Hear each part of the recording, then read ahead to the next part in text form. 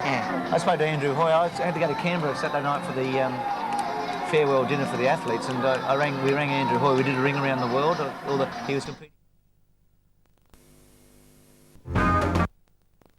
He'd done the dress.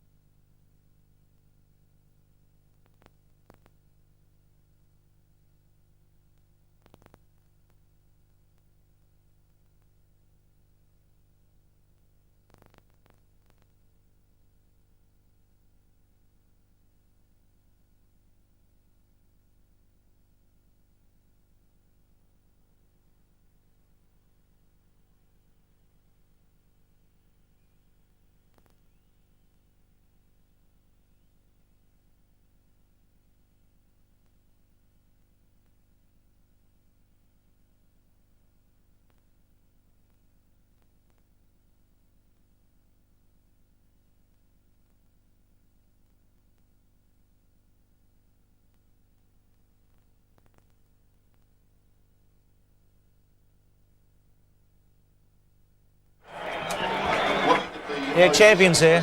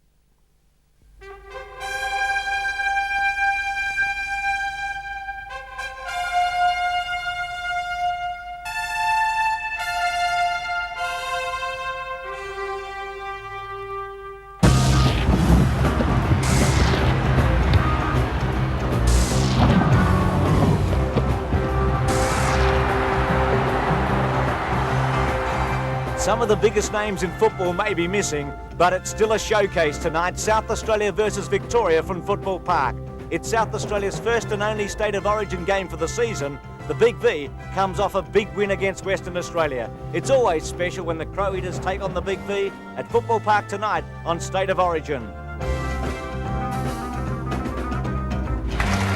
Yes, good evening and welcome to Football Park in Adelaide for the State of Origin clash between South Australia and Victoria. South Australia's first State of Origin game this season. The Vics defeated Western Australia by 67 points at the MCG. And South Australia last year defeated by Victoria at this ground by 16 points. Let's have a look at the records between the two teams since State of Origin football's been played. Victoria with the edge 7-4 over South Australia in the 11.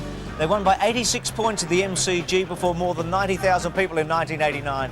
And the year before, South Australia won by 10 goals at this ground in 88. The coaches and the captains for tonight's team: South Australia, Graham Corns coaching tonight. It was the Port Adelaide coach, I should say, John Cahill last year, and the captain, Chris McDermott, and Victoria, Billy Goggin again, and captain Paul Roos. Well, joining me is Don Scott as we take a look at the squads, and firstly the South Australian one, Don. Yes, well, we haven't actually got their team lineup, so it's going to be a little bit hard to pick out, but David Kapler has come into this side. Now, he was named as an emergency, the South Adelaide utility player, and Tasker hasn't taken his place, but that is the squad.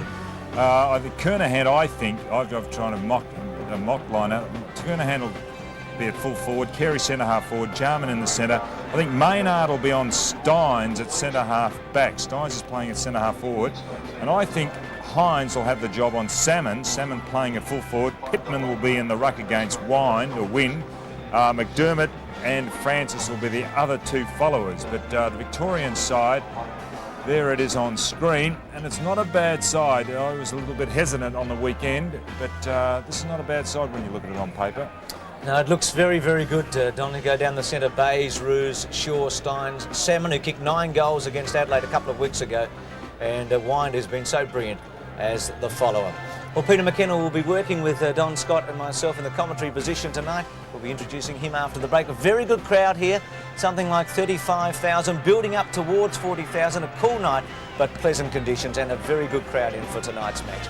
We'll take a break, and we'll be back with the opening bounce after this.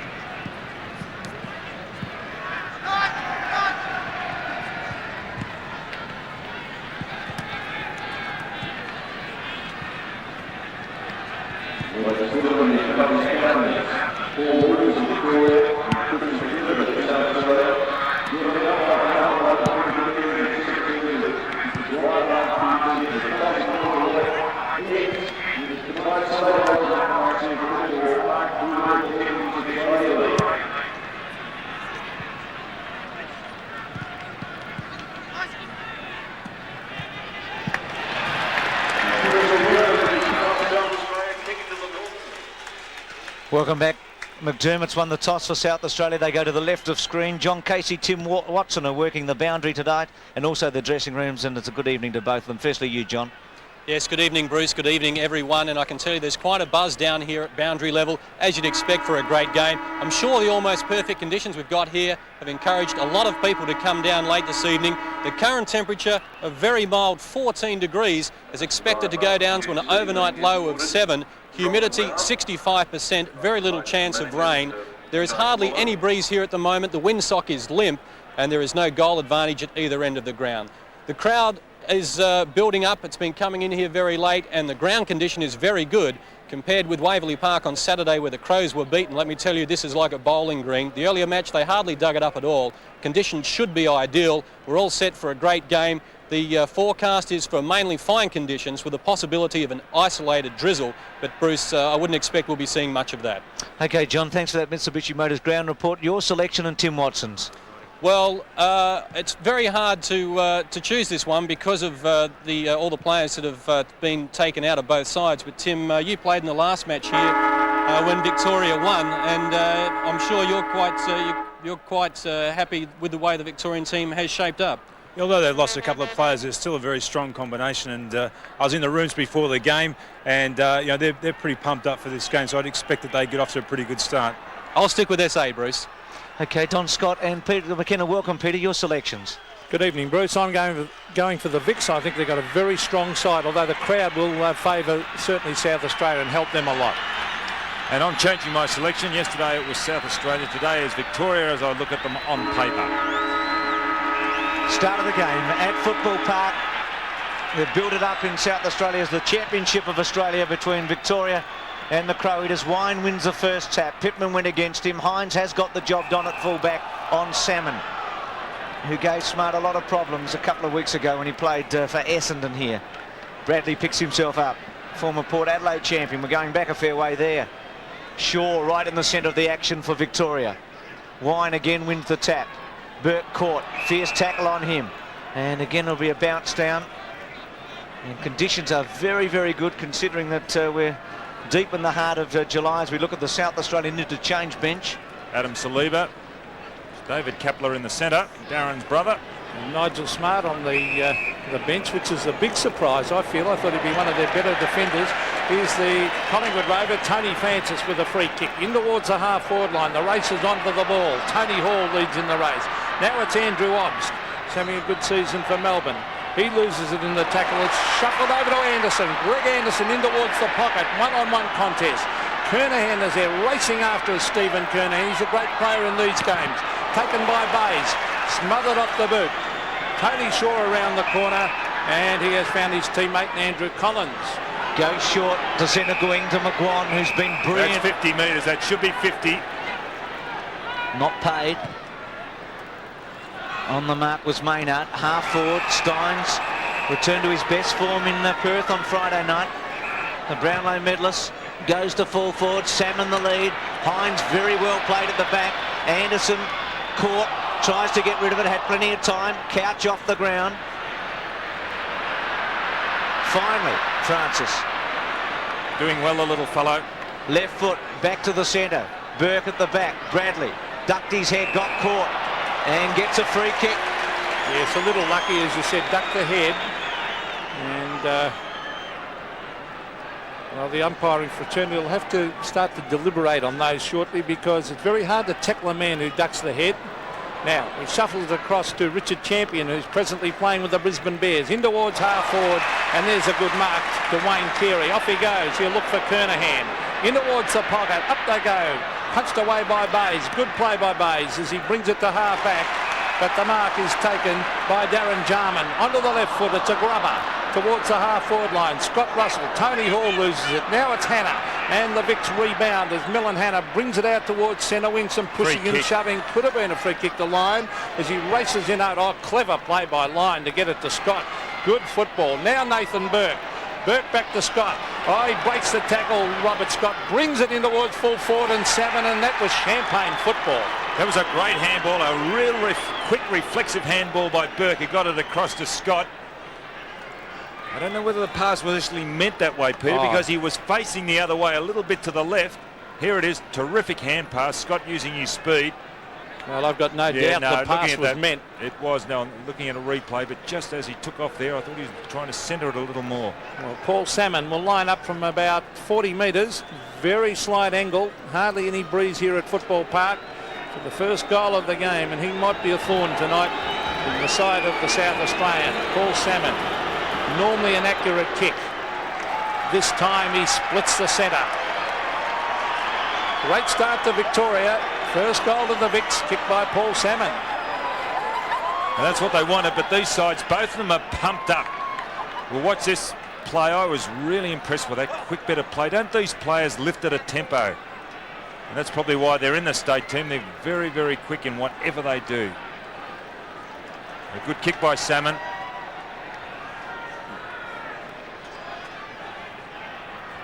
Big V by a goal. Wine again wins the tap against Pittman. Mitchell tapped it on. Scott caught. Wanganeen's going to run with him tonight. Run down is Leslie. Off the ground by Jarman. Shaw scoops it out. Steins, well played by Bickley to smother it. The handball's okay. Obbs caught magnificently by Wine and Fairley. Well, I thought it was Fairley. Obviously not. It's been too high. Let's have another look. Well, yes. Yeah, over the shoulder. Those replays help, don't they? Obbs to centre half forward. Hannah at the back against Hall. Hannah wide, Lyon and Obbs at the back. Now Wine gets down low. Couldn't get rid of it. McDermott was off the ground. Lyon was dispossessed by Jarman. McDermott's handball okay. Bickley's kick towards half forward. Half volley by Carey. He's had 3 good touches. Left foot kick, a beauty. Well, it was as good as Scott's at the other end, wasn't it? And he's pumped up too, Wayne Carey, after he let that pass go, the fist in the air, signifying that he was very happy with that pass.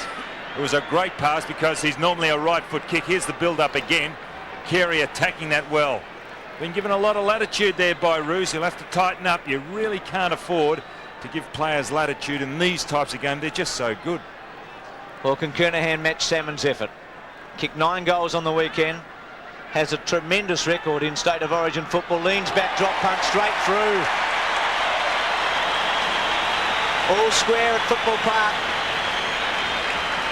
He is probably one of the best kicks to goal, Stephen Kernahan. Probably convert more, have a better strike rate than any other player in the AFL. A good pick up there by Carey. Bayes couldn't do a thing on that occasion.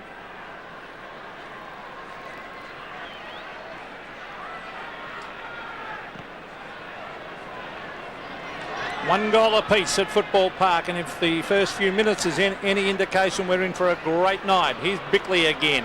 Well, he's tackled from all angles. Now McDermott, always working overtime. Strong tackle. Kick was by Wanganeen to the centre of the ground. Scott Russell's off and running onto the left foot. In towards Kernahan, thumped away by Bayes. Still a chance in South Australia. Now it's Andrew Collins to try and mop up. Clever play by Collins. Scott Russell again. Now Carey. Brings it in towards the pocket. Players going very, very hard at the ball. Here's Kernahan and Bayes. Socket off the ground, and the mark has been taken by Roos. Off he goes. The centre wing. One-on-one contest. Gary Lyon, is it a free kick? It's not. Should have been again. Dermot again. Now Nathan Burke around the corner on the left foot to the half-forward line. Courage will need to be shown, and it is by Darren Jarman. South Australians going a little harder at this stage. High drop punt, measured the kick, but Wine was in the box seat. O'Donnell, half back. McGuan free kick against Anderson. Gee, Don, some of the matchups are fascinating. I think Collins for Francis, Shaw for Jarman. There's a lot of tagging, and there's going to be some great duels here tonight. Hannah and Haller, they're just everywhere, Bruce. McGuan to centre wing, Steins and Leslie with him. Leslie, who did the job on Brereton a few years ago in a famous match. Wanganeen, big leap by Modra. Terrific pick up there by Hinkley. Left foot round the body. Shaw and Jarman. And a free kick to Anderson at half forward. So Anderson swings onto his left boot. Yes, Greg Anderson in towards full forward. Up they go. It's thumped away. It's Bayes at the back. Bayes over the top. Roos, the captain, has a bounce. Now elects to kick it to an unmarked man. It's Mick McGuan. He knows how to make space. He'll probably look for Salmon. The leader's on. Salmon strides out. He traps it beautifully. Goes to ground. Umpire calls play on as Tony Francis soccers it off the ground. It's straight to Hinkley. Hinkley wide. Again, it's Mick McGuan making space. He'll wait for the bounce. He can go with a hand pass over the top. He does that to Couch. Couch again. Probably Salmon will be the target. Salmon's got 2 to beat. Up go the big arms. That's a and good Paul mark. Salmon has beaten 2 men and taken the mark. Although they're not too happy, the South Australians, particularly David Pittman. Actually, that was impressive the way they built that up. Couch actually looked down the ground, and there was Salmon out of screen there, signifying he wanted the ball high. And Couch had plenty of time. There wasn't a South Australian around him. Plenty of time to steady, sum up the situation, and he let the perfect ball go. Well, he's going to be a thorn in the side Is that Gerard Healy there we saw on the screen? With Billy Goggin, the coach. Gerard Healy, one of our commentators at Channel 7, of course. As we see Paul Salmon kicking for his second from 35 metres. Salmon kicks, oh, that's a shocker. That could be out in the full, this. No, it sneaks in for a behind. Unlike Paul Salmon, he's normally very accurate. So the scoreboard shows a point the difference. The Vic's in front. Leslie, wide. The target will be Hines. Made some space. He's got the job on... we had the early job on Salmon tonight. Wonder how long he'll be there. Salmon starting well. His Obst to Anderson at centre wing. High one. Carey, Hannah at the back. Well done. Came off. Collins ricocheted away. Jarman again with a touch. Not effective that time. Went through Carey and also Russell. Obst, great smother off the boot was by O'Donnell. Couch chipped in. Carey again. A very good player early. Kernahan one out with Bays. Modra and Harvey. Well played, Harvey. Kept his footing. The sweeping handball out towards Shaw. Crunching him, his teammate Russell from Collingwood. Lee Matthews would have been shuddering back in Melbourne. And it'll be a throw-in. He's tough, isn't he? You can see the way these players are going in. It's terrific football early, and the South Australians doing the good stuff at the moment. Wind versus Kernahan. Kernahan actually won that one. Andrew Ops, very impressive early. Here's a chance for Francis from the pocket, but he has missed to the right. So an excellent game. I think, Bruce, we're in for a tip-top game. As Don said, they're pretty ferocious at the ball. He's playing a terrific game, Francis. He's picking up kicks down the other end of the ground. He's prepared to put his body in. He's smothering. Bays to the half-back line. No mark to Tony Hall. He's got his Hawthorn teammate Darren Jarman. Plenty of skill by Jarman. Look at that. In towards half-forward and Bradley. Bradley looking for Kernahan at the back. 2 bites. That'll be a mark. No, play on. Still Kernahan. Hand pass wide. Tony Francis on the left foot. Brings it across his body and through for a behind. Graham Corns looking on. He's had a disappointing season, or the Crows have, at this stage, but what a big game tonight. Tremendous atmosphere. There's a lot of negative thinking, I guess, in the last few days with all the superstars not playing, but well done. Still 44 great players out there. Jarman again, who's having a terrific match, and Kernahan all alone. These Victorians will really have to start and man up. Collins has got the job on Francis. He'll have to man him up. It was Wind who got it down. It was taken away by South Australia. Kernahan to go for goal number 2. Kicked 10 here in 1984. 6 when South Australia won by 10 goals in 88. Drop punt, across the face, just pushed it, still in play. Big fly from Modra and now out of play. So throw it in the pocket. Well, I'm looking forward to watching Modra tonight. I think he's a very exciting player, a lot of talent. Kicked 7 goals for West Adelaide on the weekend and he's match back. Yes, I'm surprised they didn't slot him straight in for the Crows. There's Tony Hall flying for the ball. Now Roos. It's a loose one in the pocket. McGuan to Andrew Collins. Collins to the half-back line. Up they go. Oh, the big fly at the back. Now that was Jarman. He sockers it off the ground. Taken away by Collins. Andrew Collins, always a great player in these games, to centre wing. Gary Lyon, 2 bites of the cherry. Smart. It's wide to Tony Shaw. Oh, Shaw breaks the tackle. Good play by the Collingwood captain. In towards half-forward. Robert Scott versus Wanganeen. Now it's Richard Champion. Oh, he slips over. He's caught. That could be holding the ball. Yes, it is. So it's a free kick to Robert Scott at half-forward. Gee, that was great play by Gary Lyon on the outer centre wing. Scott centering kick. Salmon is the target. Obbs with courage was able to hold it up a bit. Here's Harvey, who was brilliant at this ground last year in his debut. A short one to half forward and he finds McGuan. As Peter said, can find some space, Mick McGuan, and can kick a long goal too. He'd be a dark horse for the Brownlow medal this year too. Brucey's had a magnificent season for the Magpies. He's too bashful and shy and self-effacing, but he loves a bet. I wonder if he'd put something on himself. He's a top kick winner so far this year in the AFL, of course. Well, he's kicked 17 goals for Collingwood in 14 matches. And he is a booming kick. He kicked a long goal for Victoria against WA. Drop punt, leans back. He's kicked it long and strong and hit the post right at the top. Gee, that was a long, strong kick there from McGuan. Scores a level. Well, a very entertaining game. Richard Champion, back in his home state, brings it to the half-back line with a nice kick too. Maynard versus Lyon. He's Gary O'Donnell to back up Gary Lyon. Now he was legged then, and the umpire paying the advantage. Now that's funny. The umpire paid the advantage, then saw it was to no advantage and brought it back, and I think that's good umpiring. Gary O'Donnell. Off he goes. There's a loose man, Scott Wine. Not good marking that by South Australia. Wine in towards the pocket. The tall players are there, and too tall was Jimmy Steins, and he will kick from 30 metres. Interesting move having Steins at centre half forward. He'll certainly give you a lot of run in that position. It's a difficult position for a ruckman to play. He's made his name as a mobile ruckman, but you see there he's just too tall on that occasion. Well, he played a great game in Perth on Friday night. I gave him best man on the ground. A very mobile player, Jim Steins, and normally pretty active as he stabs at this one, and he sneaks it in for a goal. Steins has kicked his first. He's very happy, and Victoria lead by 6 points. It's a very talented half forward line, that of Victoria, with Lyon on one flank. You've got Steins at centre half forward, and there's Steins' kick. He has really worked on that since making his debut in AFL football.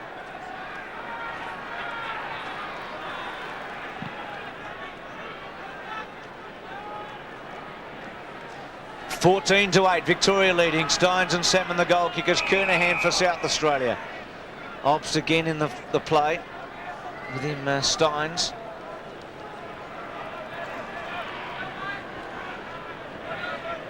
Pittman to do the work with Wine. Wine just muscles him out. Well read though by Obst, who started very well. A long kick towards Hall and Hannah. Oh, what a mark! Used his body well, didn't he? Tony Hall, a great mark. Took a classical mark against Brisbane Bears 2 weeks ago, a much needed mark. Look at him, Hannah. He was also a very strong player, and just at the critical time Hannah was getting position, Hall nudged him out. From 35 metres, directly in front, high drop punt, gets under it, doesn't kick it very well, and misses. Unusual for him to miss. Kicks a lot of goals. His kicking has been nowhere near as good since he damaged that knee in a State of Origin game. There's Hannah, and interesting point that Hannah might even pick up Tony Hall next Saturday when Carlton play Hawthorn, of course, to centre wing. The ball hits the deck. Wind is there trying to tap it onto Shaw, onto Hinkley. Hinkley soccers it off the ground and over the line on centre wing. 2-2 to 1-3. Now the margin 5 points in a typical State of Origin game. They're really ripping into it. Here's Pittman against Steins. Now no one, well, they're both wrestling, pushing and shoving. Andrew Obst having a terrific game. I'm very impressed with this player. And look at Carey, too much pace for Paul Roos. Off he goes. Now he'll have to go behind the mark. One thing about Carey, he's got a lot of courage. He's prepared to play in front. Well, he's got enormous talent, Don. Now he brings it in towards the square. Up they go. It's no mark. Coming away with it is Harvey, dodging and weaving. This is Robert Harvey. To the half-back line again is Mick McGuan making space. Now he's got a couple of South Aussies to beat here, and he ends up doing it. Mick McGuan with very, very clever play. Martin Leslie back with the flight, traps it, and he'll drive South Australia to the half-forward line. High floating kick, McDermott, and also Hinkley. Missed by Burke, but got it at the second attempt. Quick kick away. Barry Mitchell caught, run down, gets it away though. Harvey sweeping through the centre square. Drop punt to Salmon. Good kick. Oh, pinpoint accuracy. Brilliant. Doesn't he lead well for a big man? But what about the kick? Beautiful kick. Oh, and the speed he showed to get away and come back onto that right foot. What a pass. That's a 40-metre pass. And with pace too, Don, and it was absolutely precise. Well, this will test Salmon. It's about his distance. He's on the 50-metre line where he'll kick it from. He doesn't kick it much further than this normally. High drop punt. He's timed that very well. He's got the distance easily, but missed. It's as long as I've seen him kicked it in ages, but inaccurate. So he's kicked 1-2 Salmon, and Victoria lead by a goal at 2-3 to 1-3. Well, again, Richard Champion to bring it back into play to the half-back line. Martin Leslie, his Brisbane Bears teammate. Steins, a disciplined effort to Scott Wine. Now a chance for Harvey again. In towards full foot. All the height is there. Salmon. Oh, he couldn't grab it. He had 2 to beat. Richard Champion roved it well at the back. Off he goes. Kicks it wide. He's looking for Jarman. Let's see if Jarman shows his normal skill. Too much pace for Tony Shaw, and then soccers it around the boundary line. Good play, Jarman. Taken by Hinkley. Hinkley on centre wing, chips it across. A lot of loose men for Victoria. Mitchell. Now it's Shaw. Now it's Couch. Victoria off and running. Wanganeen putting the pressure on Scott. This is Gary O'Donnell. Onto his favoured left foot. Brings it back towards the pocket. Up goes Salmon. Thumped away by Pittman, I should say. Now it's Harvey. Now Robert Scott. In towards full forward, and a strong mark. Don't they make it look easy? That handball of Harvey's, that was just terrific stuff. Well, it's a good game as McGuan has taken this mark 20 metres out directly in front. Oh, they amaze me, these players. It's always good to see the elite in any sport. They really do lift it a cog, don't they? A lot of players are out of both squads through injury, but there is not one poor player out on that ground. There's still a lot of talent. Mick McGuan having a great first quarter. Carrying on with his Collingwood form here. McGuan from directly in front. I think he's kicked it all right. He has. So Victoria doing well as Mick McGuan kicks his first, and on the scoreboard the Vics lead by 2 goals. Well, they are doing it well now, Victoria. They're really getting the numbers that the ball being punched away by from Salmon. And Harvey doing particularly well around midfield. He's setting it up. Classic pass earlier to Salmon, and that one was a good handball to Scott, and Scott in turn to McGuan.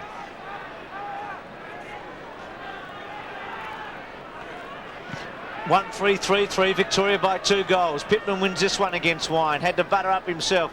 Quick left foot by Mitchell out of the centre. Wanganeen and Scott. Couch cleverly. Brilliantly taken by Burke. Centering kick. Salmon and Hines to go at the back. Well, 2 South Australians flew in the end. Champion and Hines. Scott hurled up in midstream. Champion straight to the boundary line and out. Steins calling for it deliberately. Well, Hines with a big fly at the back then. 21-9. Big crowd here. Well over 35,000. Pittman getting rid of Steins. No free kick there. Mitchell, handball. Lyon, left foot by Scott's a goal. He's a great state player, isn't he, Robert Scott? He cut them apart a couple of years ago on the MCG, lost form down at Geelong, but now he's back in that form that he showed. And really, he is a good player tonight. Gary Lyon involved again. Maybe a free kick could have gone to Steins. Victoria have just kicked their 4th. Robert Scott, good player. Handy break to Victoria. They lead by 3 goals. The class shown by Gary Lyon there. There's Wayne Carey going to ground as he slipped. It's at half forward for South Australia. They could do with a couple of quick ones. Victoria getting on top. It's to the half forward line. Off the ground by Tony Hall. In towards the pocket. Modra trying to keep it in play. He does so, but it might have crossed the line. The boundary umpire was about 60 metres around the South Australian crowd. Don't like that decision, but it'll be a throw in the forward pocket for South Australia. Gee, they ought to, Pete. I think Hinkley was away, wasn't he? At least the ball's still there for them. Wine and Kernahan, body to body. Hall there with Burke and O'Donnell and Bradley. And again out of play. So, as Peter said, South Australia need a couple of quick goals here. Victoria leading by 3. Bradley a quiet start. He's been just off his top at Carlton in the last 3 weeks after an excellent start to the season. Hinkley went to ground and goes for holding the footy. Russell over the top. Well, you've got to make some attempt, don't you, really? Now, what are they going to do here? They're going to take Pittman off the ground, bring Smart on. Smart will go to full back, and I think I'll put Hines on the ball, but I thought Pittman was doing quite well in the centre against Wine. So Russell from the pocket. An important kick for South Australia. There's Pittman off the ground as Russell's lining up. Drop punt. Hooked it across the face. Big fly was from Hall, but through for a behind. 1-4 to 4-3. 10 to 27. There's Pittman who's come off the ground. And Smart has gone to full back. Don and Hines onto the ball. Well, I personally think that's a good move. I think Smart. Well, I just I think thought Smart Pittman was doing pretty well in the centre there in the last Yeah, couple. but they're trailing by 3 goals. They had to do something, Don. And I think Smart's one of their better players. There's Jarman with class to the half-forward line. Oh, uncontested that mark to Gary O'Donnell. Graham Corns won't like that. On to Paul Roos. Roos to the half-forward line. Robert Scott. Oh, free kick to Scott. No, not paid, but he comes and gets it again. Brings it in towards Salmon. He's got the height advantage here, Salmon. Oh, yes! Now, that was a great mark by Salmon. Now, did he put the hand on the shoulder? I don't think so. It looked a good mark. Let's have a look. Was the hand? Oh, yes. He put the hand around the neck. Now, I thought he may have, but the mark has been paid anyway. Salmon from 35 metres.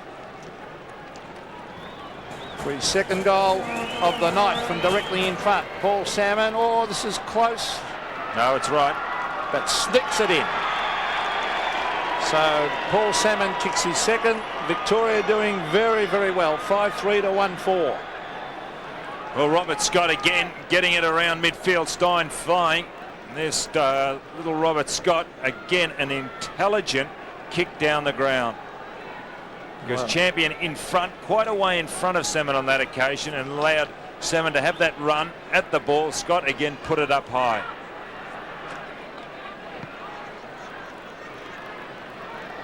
Victoria 5-3, South Australia 1-4. It's been a brilliant start by the Big V. Salmon's kick 2-2. Leslie was off the ground, didn't go very far. Stein's free kick goes back to Mitchell. And what they've done, they've put Smart in a pocket on Robert Harvey, and Champion's playing on Salmon. Mitchell squares it to Wine in the centre square. Just runs around his opponent, can go for goal from 55 metres out. Kicks it right to Salmon. Who does he? No, off hands are behind. 5-4, 1-4. And another change coming up for South Australia with Modra going off and Nailey coming on.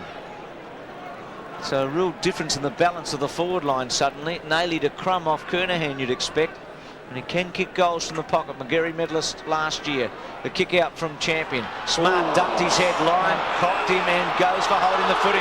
Well, that's... He ducked his head. The umpire realised that, indicated. Well, we saw one earlier and I made comment on that. I think that's good umpiring. Here's Salmon. Up. Oh, look at that.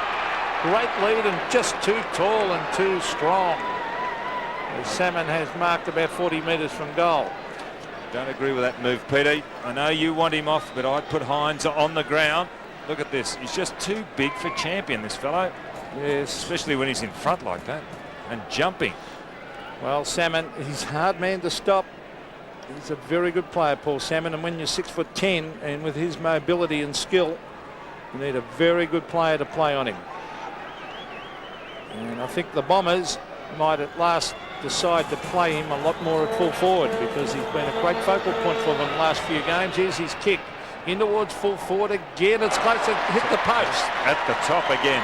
So bad luck to Victoria, but Salmon looking extremely dangerous down there. 5-5 to 1-4 as Martin Leslie is about to bring it back into play. 2 goals, 3 to Paul Salmon. Good kick by Leslie. Hines makes it. He's played every game at West Coast this season. Premiership player at Port Adelaide in their big run in the late 80s. Kick to centre wing. Hall was the target. Hanna at the back. Left foot okay. Wind running with Stein. Stein's got a little shove against Leslie. Scoops it up cleverly. Harvey with pace and real skill. Cuts away through brilliantly. Left foot pass to Scott. Couldn't quite make it. Jarman's been good. Gives it to Wanganeen. South Australia needs some inspiration. Centre half forward. Nailey got a little push out. No free kick paid. South Australian fans want one there. It's scooped up by the South Australians. Russell couldn't quite get to it. Hanna, the kick was smothered brilliantly off the boot. Roos under pressure. Holds the footy up cleverly. Bradley tries to get it out, and it'll be a bounce down at centre half forward. It did look a nudge out on Nailey, didn't it, at half forward? Didn't Roos do a good job though against the Tide with 4 players to beat and just held it there? Well, it's at half forward for South Australia. They've got approximately 20 seconds in which to score here. They could really do with one. Sock it off the ground. It's shuffled out by Nailey. Now it's Bradley. It's trying to punch it away was Roos. There's a quick kick in towards full forward. Kernahan races after it. Goes to ground. It's shuffled back in front of goal. Here's Gary O'Donnell on the bays, and there's the siren to end a very entertaining first term here at Football Park. Victoria look the better side, and they lead 5-5, 35 to South Australia, 1-4, a total of 10.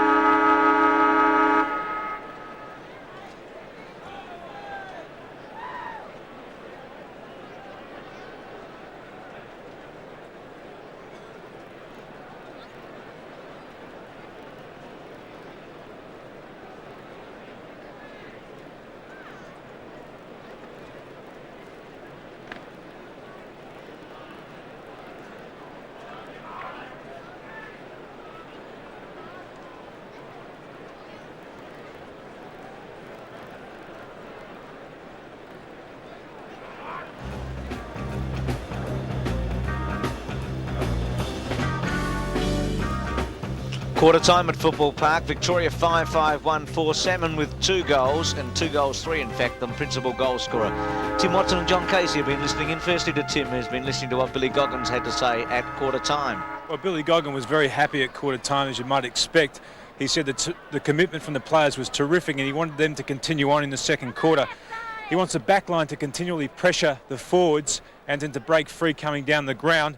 And he said that he doesn't want to see any easy kicks for South Australia in the second quarter. And he also singled out Mickey McGuan for some special praise for that first quarter that he played. How did you go, John? Yes, Tim, Graham Corn said that the ball has got to go into the forward lines a lot quicker. He believes his forwards are on top, and the quicker the ball goes in, then the better they're going to be served. He's also brought on Mark Daly to try and keep the ball in the area for as long as possible. He thinks that could be a key as well. He also wants his players to pick up their defensive intensity as well. Thanks for that, John and Tim. As we look at the match stats to quarter time, Don.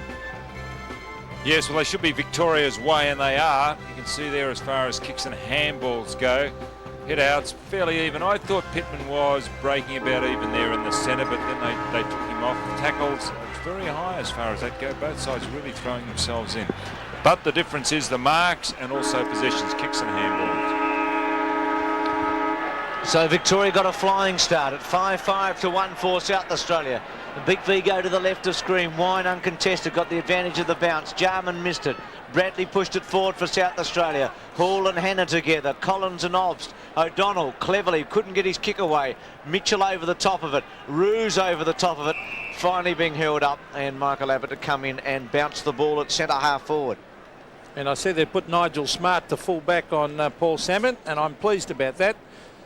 Because although he lacking height, at least he's got the pace to go with Salmon on the lead, and Victoria look like having plenty of the play tonight. Here it is at half forward with Tony Hall as he shuffles it out. Adelaide try and go forward.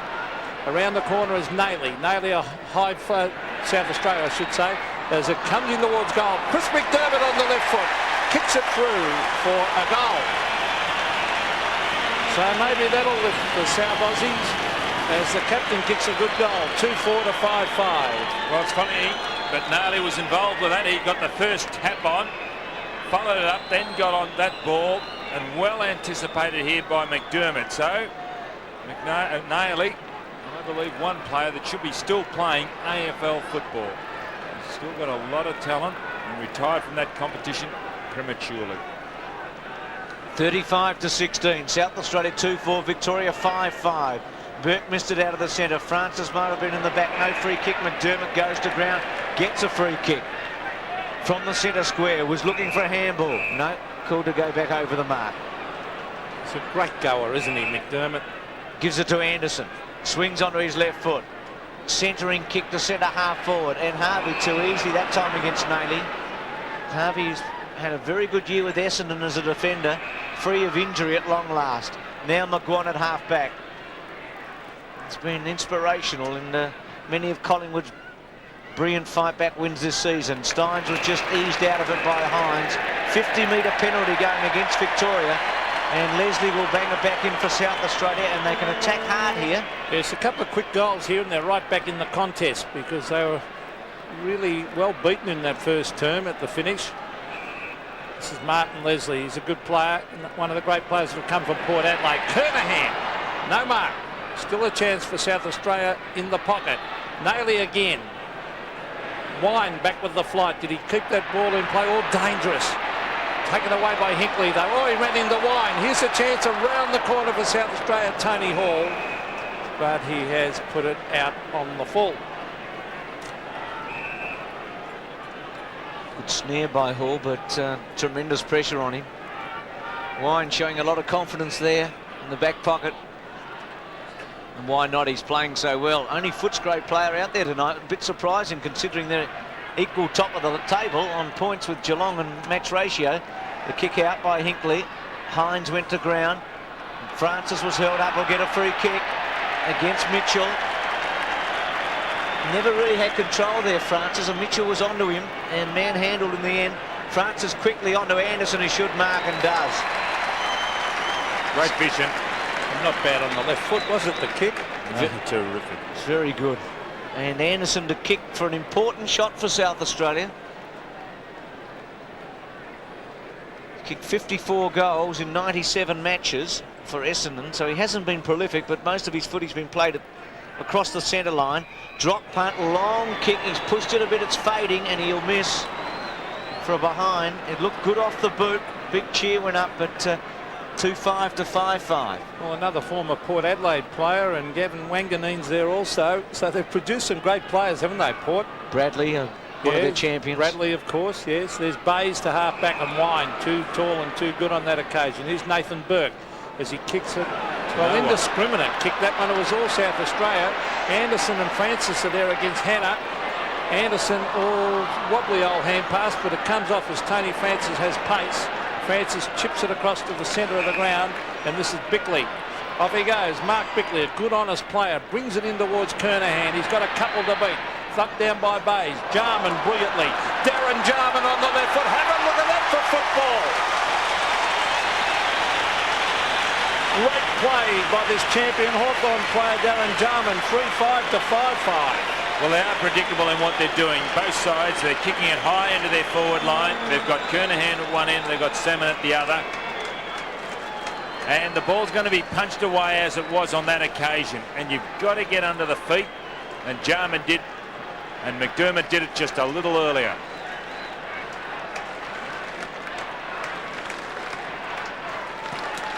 (3-5-5-5). Jarman with a spectacular goal for South Australia. Maynard's kicked to half forward. South Australia with a bit of a run.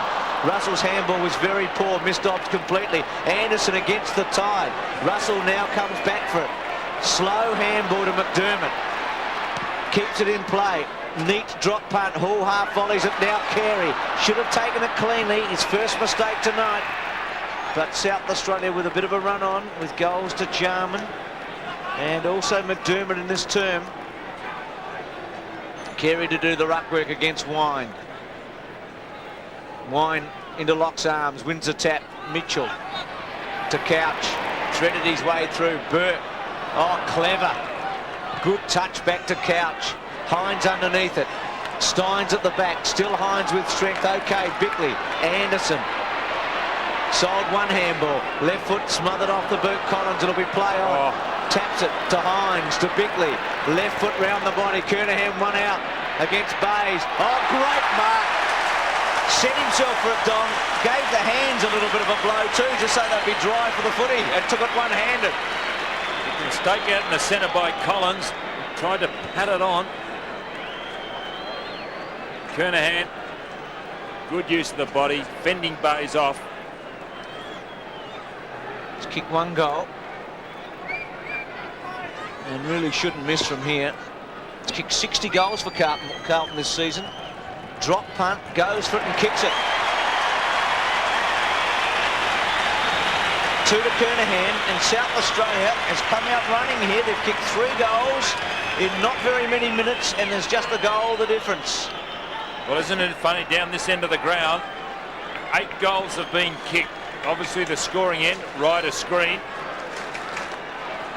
And there he is, Stephen Kernahan, his second goal.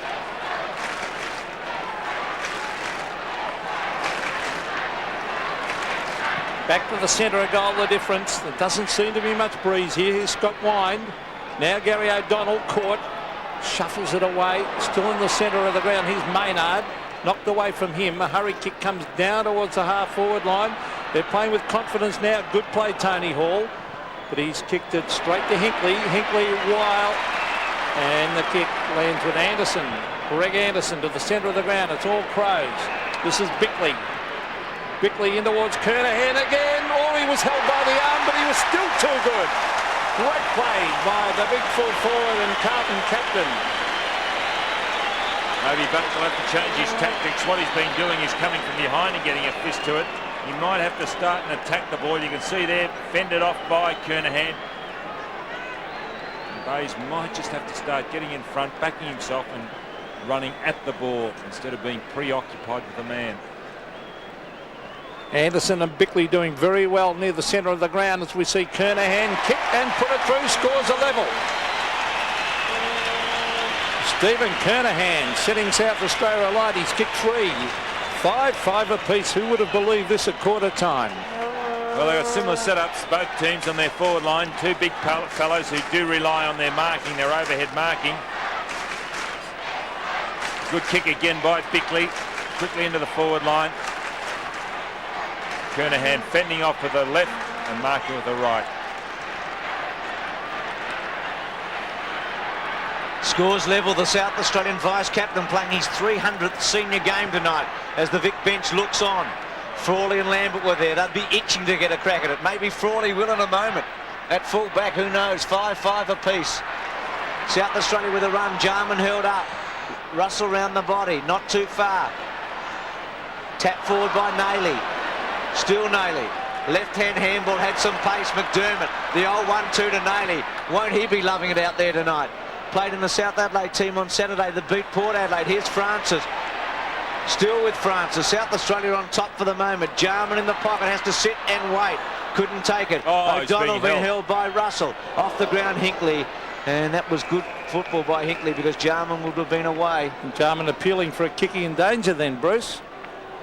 South Australian bench, Pittman, Saliba, Kapler there, and Modra.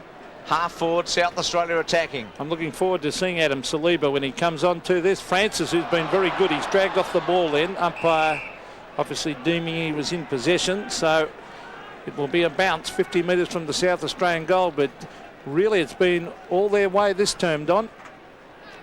Yes, Peter, you just can't afford in these games, can you, to give your opponent that much latitude, because they'll just, again, get back in with pure skill. They just can't be denied. Here's Bradley to the pocket. It's all Victoria and Ken Hinkley back with the flight of the ball to take a safe mark. Now he brings it across the face goal. Hanna and Hall. Can Hall get there? No, he can't. Millen Hanna had a great season for the Blues. That's Carlton. Hanna to the half-back line, but a good mark by Wanganeen. Geez, a good player, Gavin Wanganeen. Played league football at 16 for Port Adelaide, a premiership at 17. Well, Hines chopped off Carey there. Ruse. Now Jarman sweeps the handball back to Wanganeen. 70 metres from goal. Drop punt, gets a bit of distance. Kernahan with a fly. Wind well played in the front spot to get back. Obbs' handball, left foot by Maynard. Goal. South Australia in front. Brilliant football. Inspired football by the Crow Eaters to lead by 6 points. And the Victorian team making a change. Couch going off for Victoria. And Hocking coming on, Gary Hocking. But they're doing this well, and this is the way they've got a lot of their goals up forward. There it is, Maynard running onto it. They're getting underneath the feet of the fellows flying. And Maynard's done it again. He wanders down from back line to forward. South Australia by 6 points as Andrew Collins tries to crash through. There's Anderson, who's having a great game to the centre of the ground. Hines in towards the half-forward line. Oh, was that a free kick? No, it's a good mark taken by Mark Harvey. Well, he certainly doesn't lack courage. We see that time and time again. Out wide is Harvey. Now Mick McGuan goes for a run. One bounce and then kicks very, very long to the half-forward line. And Jim Stein's a good mark. Fended Leslie off well then. What a great effort by Harvey down the other end of the ground. Jimmy Stein in towards full forward. The big arms of Salmon. Oh, he dragged. That should be a free kick to South Australia. It is. That must come back against Salmon, and it'll be 50 metres as well. So things not going the way of Victoria at the moment. There's an act of frustration by Salmon. So Mitchell, I'm not sure if he knew exactly what was going on, but went for the left foot shot for goal and has given 50 metres away. It's got to go back to Smart, who started on the interchange. I still think that's a great move by Corns to bring Smart on. Goes short to Hines, who's been pretty good. Going to be run down. Still gets some sort of a kick away straight onto the chest of Nayley, who I think also has been a very important contributor. The whole balance of the forward line changed when Modra went off and Nayley came on. McGarry medalist last year. Short to Kernahan, a bit fancy on a night like tonight. Didn't really half volley it. Still Kernahan will he kick his fourth drop punt. Gives it a go. It's there. It's a goal. For Kernahan. He's standing tall tonight. He sticks. And South Australia lead by 2. Well, he showed he's just not relying on his marking there. Gnarly put it out in front. It wasn't really a good pass, but he really did follow up well then, Kernahan. The quick snap. He just carried his wind, got his hand to it as it went over the line.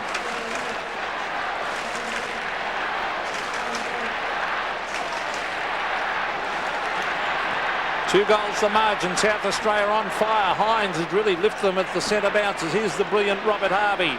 Brings it in towards the half-forward line. Smart versus Salmon. You would think Smart would win on the ground, but good play by Salmon to get it to Champion. Now Wanganeen with class. Now Nigel Smart and Richard Champion combining. The two blondes. Champion wide.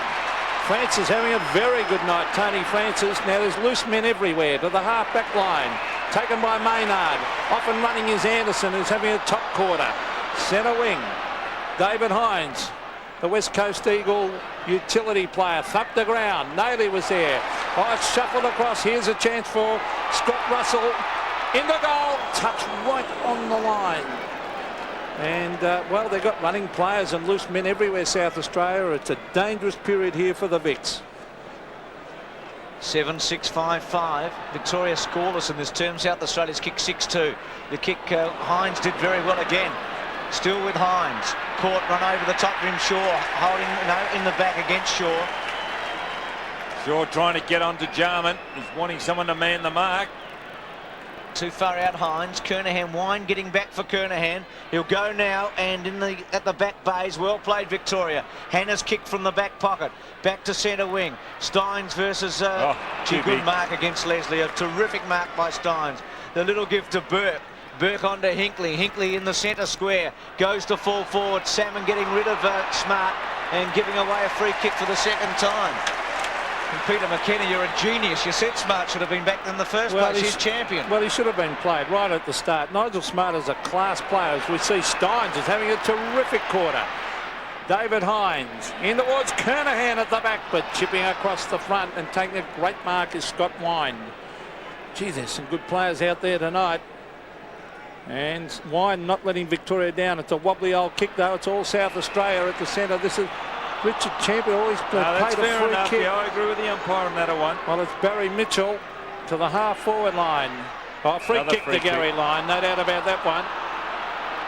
Lyon almost in the centre. Harvey's by himself. Look, Harvey by himself, but he doesn't see him. Well, this is Tony Shaw at half-forward. Onto the left foot, the chip pass. And he's found his Collingwood teammate Maguire. Another chip pass. Here's a chance for the Vicks. And the mark has been taken by Robert Harvey. Yeah, he was by himself at centre half-forward when Gary Lyon had the ball. Lyon elected to go left. Harvey was on the right by himself, and he's wandered down in the forward pocket. That's bad checking by his opponent. Robert Harvey. They need this, Victoria. He kicks and he goals. Well, that's the second goal kicked up that end. And Robert Harvey left unattended. Intelligent play by Harvey to continue on his mission from centre half forward. He's by himself even now. You can see him running into the top of the screen there. McGuan spotting him finally. And Harvey, a needed goal for Victoria. His first.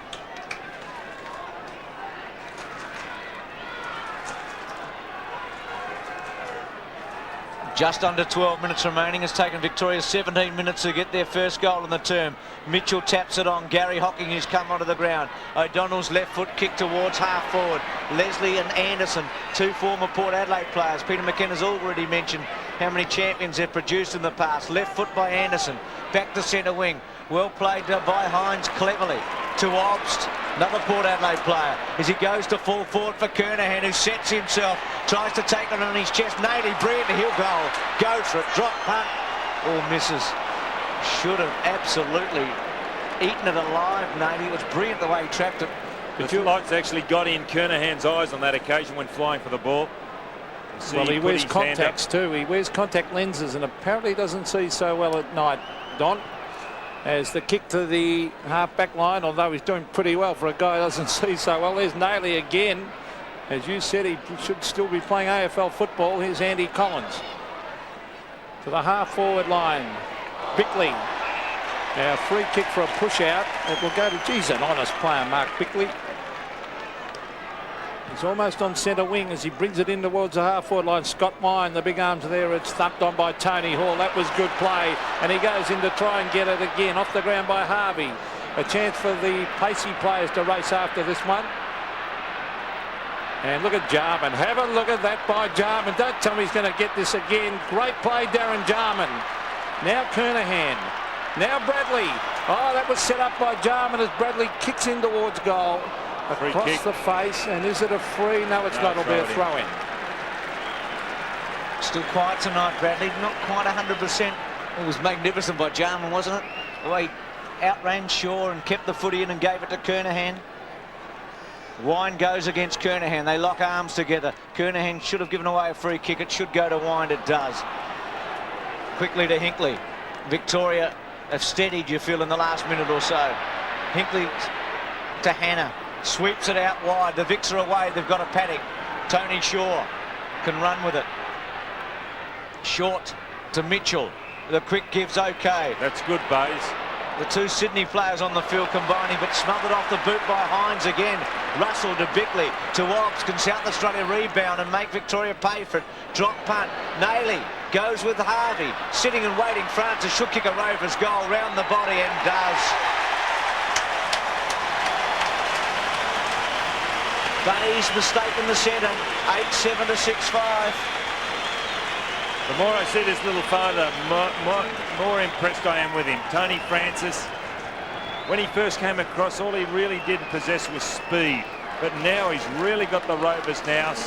He's picking up goal, kicks down the ground, he's prepared to smother, he can do it up the forward line, and he passes the ball so well. He's a good little player. The margin is 14 points. South Australia's way, and no doubt about Hines at the centre. Oh, McDermott, great play to Francis. Tony Francis in towards half forward, and the mark has been taken by Scott Russell. The two Magpies combining, and Scott Russell will kick from approximately 45 metres. Tony Hall was by himself, making a lead into the forward pocket. Again, the skill of Tony Russell. Tony Francis. Scott Russell. Gee, this will make it hard for Victoria if he kicks this one. He's almost directly in front. Scott Russell. Not a bad kick. It's a goal. Well, he's very happy, Scotty Russell, as South Australia kick clear 9-7 to 6-5. Gee, Don, you must wonder about if that's a scoring. And he's dumped that from 45 metres and it's covered the goals by about 15 metres. Well, 15 goals have been scored, Bruce, in this game. And 2 have been scored down the other end. That's a great kick by Scott Russell. Well, I asked the question, Don, because there's very little breeze blowing, but they're just making the goals easy from the right-hand side. McGuan out of the centre. The Vics need one here. They trail by 20 points. Harvey, not quite champion with confidence, rides a bump. Left-hand handball. McDermott duck, got away with it. Jarman's been superb. Drop punt to centre half forward. Carey at the back. No free kick to Victoria. Russell. Obbs with courage. Quick handball to Carey. Back to Nayley, who's been excellent. Kernahan on a lead. He'll have to half volley it. Bayes, well done. Clever. Went to the boundary and did it like a defender should. Had a torrid evening tonight, Bayes. He's had some moments, but so's Kernahan. But he tried something before, Bruce. Okay, it didn't come off. He had it smothered up the other end. There's the kicks. You can see there. It's incredible dominated difference by South Australia. But he's prepared to run up the ground and get a kick, and that's at least trying something, Bayes. Well, there's Hinkley off the side of the boot. Oh, good play by Maynard. How's McDermott? Now Hines. Carey is there also. Now Nayley. Nayley to the pocket. Tony Hall. Oh, was it a mark? He almost grabbed it. Scott Russell around the corner. This could be another one. Yes, it is. Scott Russell has kicked his second, and South Australia bolting away. 10-7 to 6-5. Well, Barry Mitchell now off the ground. Craig Lambert on, but again, Nayley figuring. And he's done wonders since he's come onto the ground. Russell, quick snap. South Australian 10.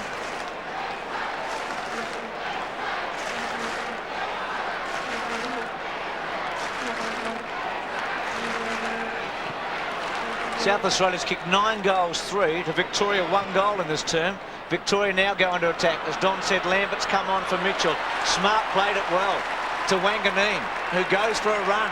A second bounce. Scott to try and run him down. Left foot towards centre wing. Tony Shaw in the box seat. Tony Hall over the back. Maynard. Left-hand handball. McDermott gone that time, surely. Lyon caught him. Yep. Got rid of the first one, but not the second. He's done a lot of heavy work, though, McDermott, hasn't he? Well, when he got it out to Francis a moment ago, kicked it to Russell, it was just terrific play by the captain. Here's Harvey at centre wing, half forward. Started extremely well in the first term. Centering kick, Tony Shaw. Courage. Anderson at the back with McGuan. Jarman, Lambert, good hands, gave it to Lyon. Lyon, Steins with a height advantage. Well played, Leslie, but surely Salmon, left foot off the ground, his third goal. A good effort by the Fish, the big man there, at 10-7 now to 7-5, and he's kicked 3 goals, 3 salmon. And Harvey again figuring. He got the kick out wide. He is probably Victoria's best player, Harvey. Combined well with Wind at the last bounce down. Got it out of the centre really easily, and doing that well, Salmon. Let's see what they do here, because Harvey will run on the left of Wine. If he gets the hit down, he's starting behind him now. No, he's gone to the other side. You can see there they're working something out, those two. Well, here's Scott Russell, a quick kick to the wide open spaces. Tony Francis and Andrew Collins. Well done by Collins, looking for Burke. Burke off the ground. That's Nathan Burke looking for Lambert, but it beats him over the line. It's almost at half forward for Victoria. There's Craig Lambert, very fine player for the Richmond club. Great possession winner, not a great kick of a ball, but one of the best handballers in the competition. There's Steins, he missed it. Darren Jarman, quick kick to centre wing. Oh, Francis, that should be a free kick. The umpire said holding. He was just unloaded with a charge. Well, you're allowed to charge someone. You are not when the bloke's got their head down and you're unprotected. You are. It's called a shirt front. Well, we'll have a look. What chances of a bloke like Francis going for the ball? What's this? Oh, that's fair, is it? Well, I mean, what do you want Harvey to do? The knees in the head. Well, he was down low. Harvey jumped high. It's just one of those things in football. Well, I know he'll be getting the free kick. You have a look at this. Okay, then there's the free kick because he's probably held it. Watch this. Oh, knee to the head. Come off it. Tony Francis was the man who went for the ball, and he's got the kick on centre wing. He was the man who had the courage in towards half forward. Oh, great mark, Carey. What a top mark. He'll kick from 55. Maynard down in the forward pocket. Now he's playing on the half-back line on Lyon, but Lyon's at least with him. He's prepared to run, Maynard. Wayne Carey, a vital kick this one, as he brings it in towards the square. It hits the deck. There's a goal to Alps. South Australia can do no wrong. Andrew Obbs playing a great game, has put it through. 11-7. South Australia, Victoria 7-5. Well, I think those Victorian defenders will have to just wake up, because it's becoming a little too predictable. I would say they've scored 4 goals like this, South Australia. Look, Obbs is by himself. And McDermott started it. Obbs. So Maynard got a quick one down there too. 10 goals in this term for South Australia. A remarkable turnaround. Wine, Russell went against him. He's really lifted. McDermott's been excellent in the crunch. Hinkley caught. No holding on. It'll be a bounce down. 11-7, 7-5. Tony Francis appears to have recovered. He's in the pocket with Collins. A very good crowd here. Close to 40,000 you'd expect. Wine wins the tap. Bradley, handball didn't go far. Bickley was held up. Left foot by Burke to centre half forward. Victoria needs a couple of goals before half time. Leslie, Scott off the ground. Now Wanganeen ducked his head and got a free kick. Ducked the head. That's lucky. Really decided, I think he'd play for it from the first, didn't you there? He was in trouble and just went to ground, head down, and got away with it. South Australia are on top. Confidently there. Bickley by himself to out champion. A wing. Well, Bickley got away, and I think that's one of the reasons Couch went off earlier. Here's Bickley's kicked a half forward. Out of position, Carey. Roos has had his colours lowered tonight. Hall. Now Collins chips a pass to Harvey. Scott's there's his pace here. Scott quickly on to Harvey at centre wing. Harvey goes inside with a left-hand handball to Hinkley. Kenny Hinkley, the Geelong halfback, in towards half forward. They need someone to take a mark here. Steins off the ground as it rolls towards the goals and just trickles over the line and through for a behind. But he's dangerous, Jimmy Steins, in that situation. Just under 3.5 minutes of play left in the second term. An amazing quarter of football by South Australia. You wouldn't have believed it at quarter time, because the first quarter was all Victoria. But in front of their home crowd, Don, they really grow a leg, don't they? They play on emotion, adrenaline. Richard Champion, Brisbane Bears player, to the half-back line. There's Nigel Smart. Good play by Smart to get away from full-back and receive. On to Bickley, who's playing a good solid game. Mark Bickley to centre wing. Tony Hall, the flyer, and he takes a great mark. Off he goes. Loose men everywhere for South Australia. This is Maynard. Maynard chips it high. Kernahan. Oh, Kernahan has marked a top mark. You watch Kernahan when he goes to the ball. He fends off with one hand and goes with the other. Well, Watch this. You'll see their left hand out. Look, fending off. And just at the critical time, both hands together. Just unsettling his opponent, allowing him space to get between his opponent and the ball. well, he's kicked 4. He will have to kick from 50 on a 45-degree angle, or probably a little bit worse than that.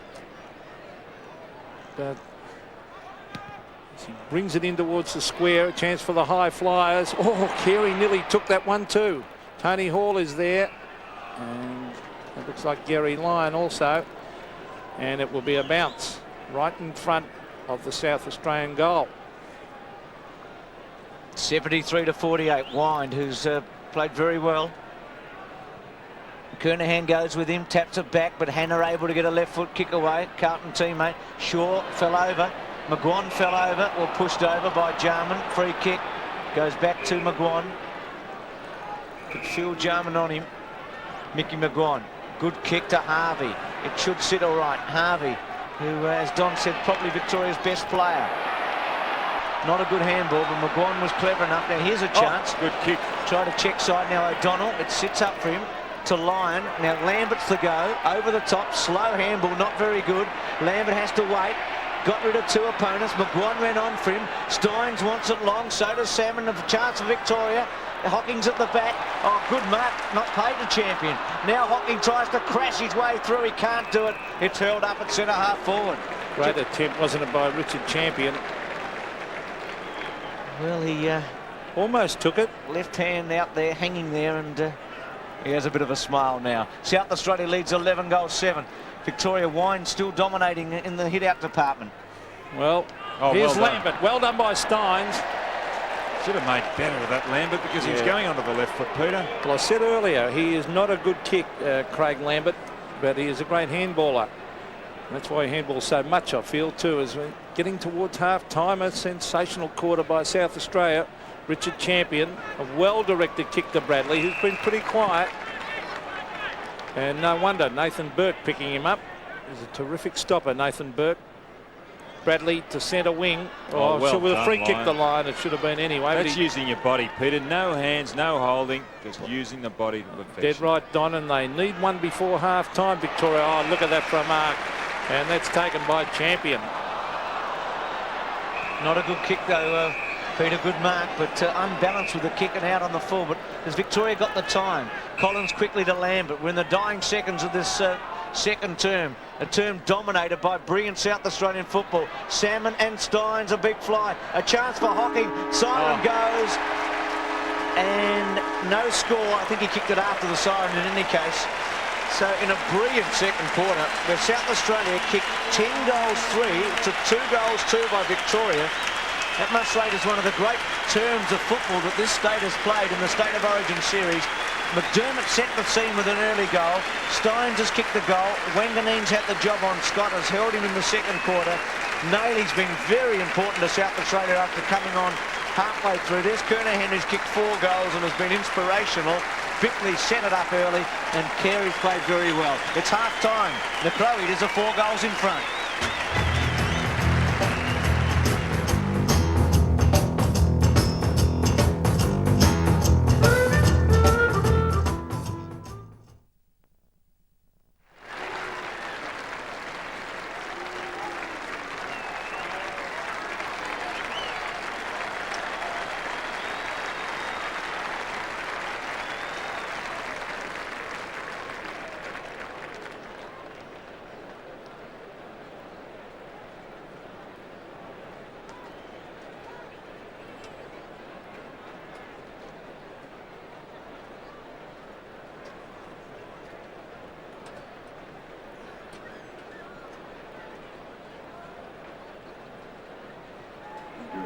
Time break, ladies and gentlemen, a pleasure in presenting the nine-a-side exhibition matches at the northern end of the ground. Alec Cove in the navy blue with the light blue versus Seaview High in the blue maroon colours.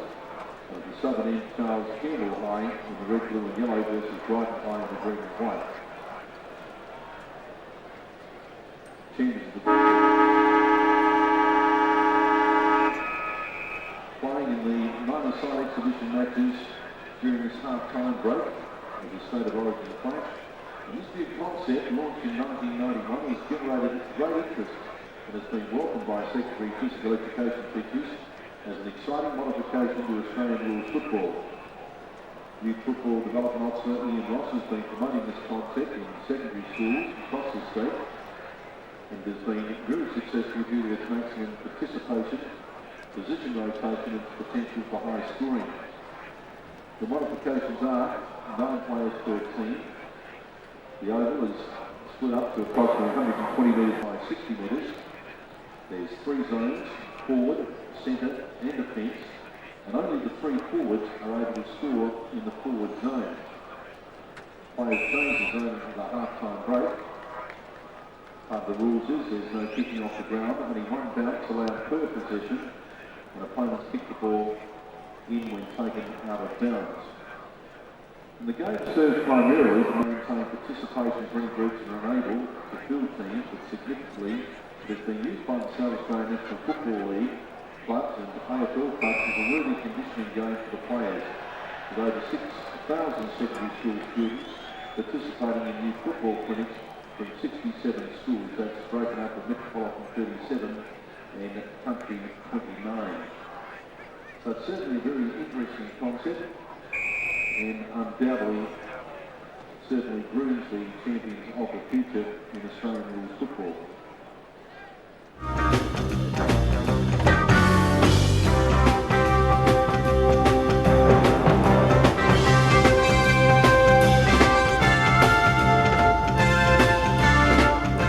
Welcome back to Football Park. An amazing turnaround in the second quarter. South Australia kicking 10 goals to Victoria 2 after the Vics had dominated the opening term. And at half-time, it's 11-7 South Australia to 7-7 Victoria, margin of 4 goals. Don, I'll ask you an easy one. Where did it all happen for South Australia?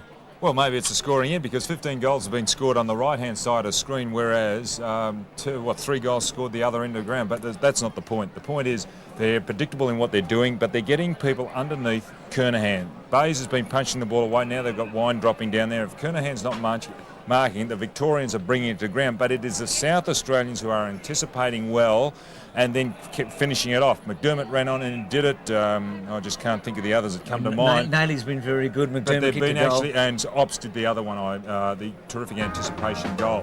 But there's the stats. In that second quarter, they were, yes, and that's confirmed, they were dominated by South Australia. Look at that. They've really outnumbered the Victorians as far as the possessions go. Also marks. They've really turned it around. But you can see there Wine still getting a lot of hit-outs, mainly in the centre of the ground. He's playing quite a serviceable game. Lyons also doing well, as is Harvey for Victoria. Match stats, they should be fairly even. There's not much in it because Victorians dominated that first quarter. So South Australia with 36 more possessions in that second term and lead at half-time by 4 goals. Well, state football's very special in South Australia. They love nothing better than beating the Big V. John Casey takes a look at the history of interstate rivalry between South Australia and Victoria. In the late 1870s, South Australia's first team to tour Victoria left the harbour here at Port Adelaide. But before the players boarded the steamship Aldinga, they were asked to sign a strange agreement stating they'd remain sober throughout the 4-match tour. It was a regulation the Victorians could have used 5 years later when their players went on what the papers of the day described as an orgy of destruction here at the Crown and Sceptre Hotel in Adelaide's main thoroughfare, King William Street. Found guilty the next day by a magistrate, the VFL later cleared the players of any wrongdoing, so starting a Cold War that saw state games abandoned for several years. These days, South Australian football has a new headquarters and heart here at Football Park, and its face has changed as well. Tony McGuinness has played for South Australia as a teenage sensation, as an expatriate Victorian, and now as part of Crowmania. Thank goodness there was still a little iced coffee in these two. When you're in Melbourne, you do feel like a Victorian. I mean, I had 6 years there and certainly became that way every year, and the guys that have been there even longer than I have probably feel an allegiance to Victoria as a state, but I'm sure when they come back here and we get them back for a couple of days under our claws that they feel like a South Australian again. The natural maturing of state of origin football has been supplemented by synthetic changes brought about by football's officialdom. It's interesting this year that we have someone like Nathan Buckley playing the best football in the state and can't play, yet we can have Wayne Carey, who has never played here and can play. Well, the more intriguing one is Mitchell White, of course. He was born in West Australia, never played a league game here, probably doesn't want to be here. He said quite clearly he thinks he's a West Australian, but he's eligible to us. And they're the rules. That I guess there has to be some rules. There's also a school of thought that the profile of state of origin needs to be lifted. I think we can learn some very strong lessons from the rugby, who have been able to promote these state of origin games as almost an elite contest. Let's get into it. How much we want to win the game, fellas? That's what it comes down to, remember?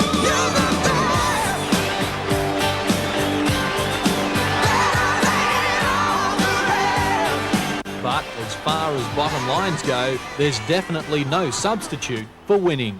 Players have got an enormous amount of pride in their own performance, in that of their state and that of their club. So it doesn't matter what jumper they pull on, whether it's a Fitzroy jumper, an Adelaide Crows jumper or a Victorian jumper. I think people still, even though we hear about state of origin being a little bit of a nuisance at time to time, I think that comes from the club point of view, but from the players' point of view and from the supporters' point of view, they really love to see the best together and seeing a great contest. And usually that's the case in nearly every game.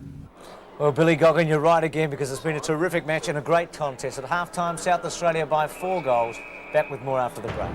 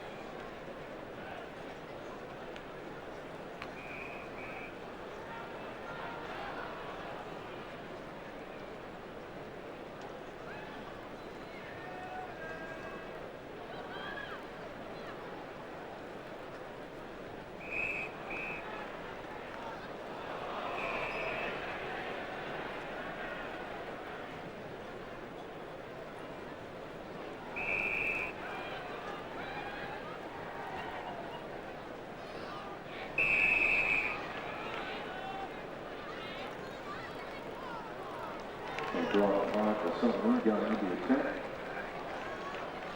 Can the forward get there? He certainly does. And right behind scoring at the southern end.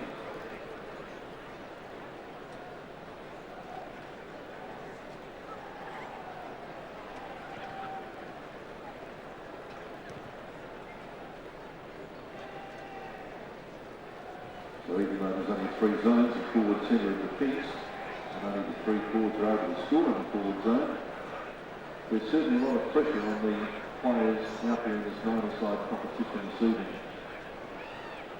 Certainly gives them the opportunity to sharpen their skills, and particularly the ball handling.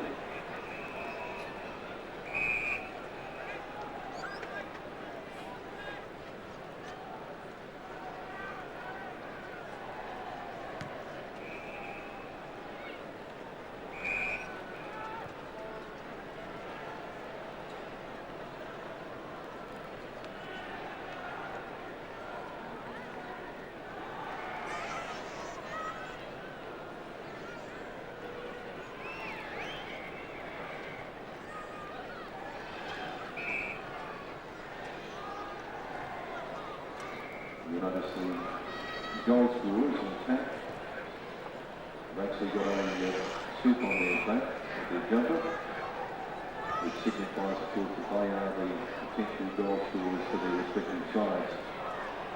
So it's little blue over soups on the 3 attacking forwards. So they're Welcome back to Football Park at half-time in the State of Origin match between South Australia and Victoria. It seems that every great player has got a funny story about the game. One man in question tonight, Gerard Healy, is a Victorian selector. He tells us a funny tale from the Just for Kicks book. Yeah, so one of the highlights of my career at the Swans was this time at the MCG when we were 8 goals down against Richmond. We were coming off the ground and I knew that Hafey, who'd warned us about Richmond, would be most upset. I said to Merv and Nagel, Merv, we're in a bit of trouble here, you better follow me to escape the wrath of the coach. So up the race we went, through behind the medical rooms and into the sauna. A fantastic hiding place, and I'd used it a lot of times getting away from the angry Ron Barassi. And mind you, he was pretty angry in his days at Melbourne. So we were sitting in the little sauna there, looking out the window, making sure that Hafey wasn't going to find us. And Craig Davis was getting the boys up, ready, warming up to go out on the ground. We were in there, sweat on our face. Pretty hot in there, but certainly a lot better than facing Tom Hafey, who'd already roasted half a dozen of the players. After the warm-up, all the players filed in to the coach's box. So that was the time to strike. In we went. Filed in. Hafey knew no better. We sat down with the rest of the players, all expecting to cop another burst, and he started. Greg Williams, you're supposed to be the best player in Australia. You haven't got near the ball, mate. Barry Mitchell, you're bludging down on that forward line. David Bolton, you're one of the quickest players in the AFL, and you're making that player look like Robbie Flower and Keith Gregg rolled into one. Have a look around, fellas. You're cheating on each other. There's only 2 blokes in this room with a sweat on their face. Mervyn Nagel and Gerard Healy. Well, the boys knew where we'd been. They knew we'd trumped, but the biggest trump that day was that we went out and after being 8 goals down against the Tigers, we came home and we were victors. And Tony Jewell pulled out what was left of his very balding head. And you'll find all those stories and more in a terrific book, Just for Kicks, available at all good bookstores. He writes as well as he commentates. Gerard Healy, the Victorian selector, telling a tall tale in Just for Kicks. Get it from a newsagent or a good bookstore. We take a break, second half after this.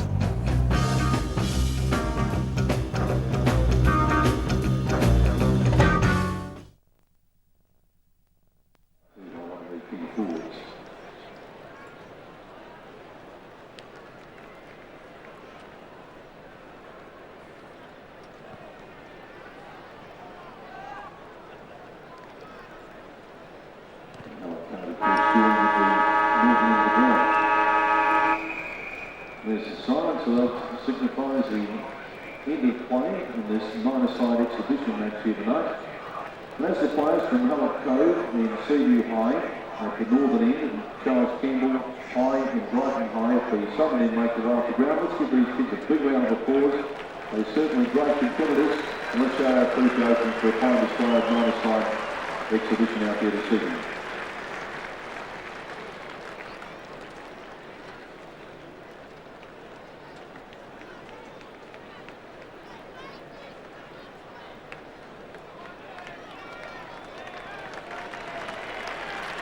Let's welcome South Australia back on the football park.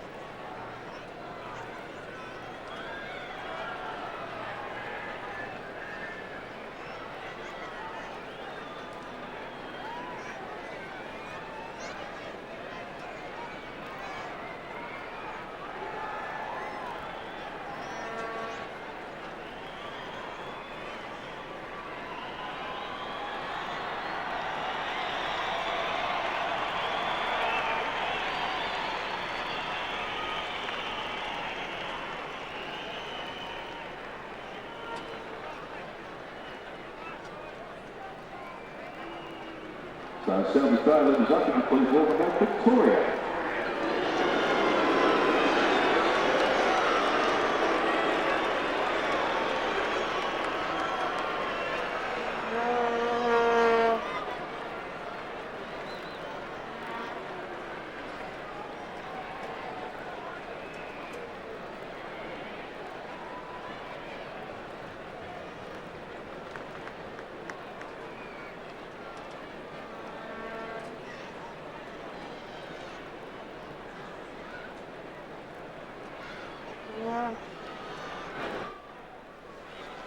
Half-time at Football Park.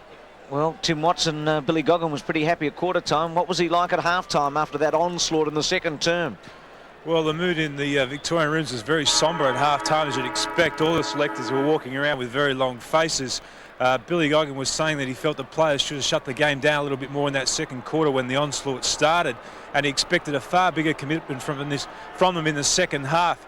He appealed to the players and said, look, you're playing for the Victorian jumper. How about showing a bit of pride, fellas? But I guess the mood in the South Australian rooms was a little bit better than that.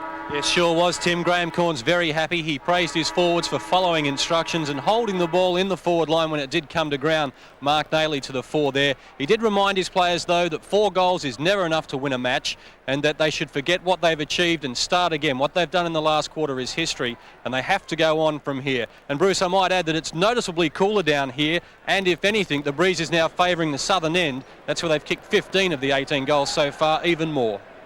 Thanks for that, John and Tim. Rugby League Test, Australia, Papua New Guinea. The Australians defeated Great Britain in a thriller, best of 3. This one Wednesday night from Townsville, July 15. Just check your local guides. There's 11 days now to the games of the 25th Olympiad, coming very fast from Barcelona, commencing July the 25th, not 11, 18. I'm just thinking of when I go, exclusive to 7 Sport. So we're getting itchy feet, but join us here, July 25 to August the 9th.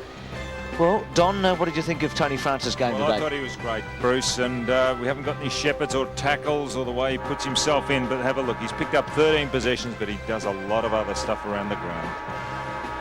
Well, Robert Harvey has shown his class, 8 and 4, particularly in that second term. And he's a very hard man to mind too, because he's so quick and he has got great agility. Playing on centre wing. Anderson picked his game up as a lot of teammates did in the second quarter. So there, 11 possessions, but he picked up 8. 8 in that second quarter, but he's starting on the bench, so that's interesting.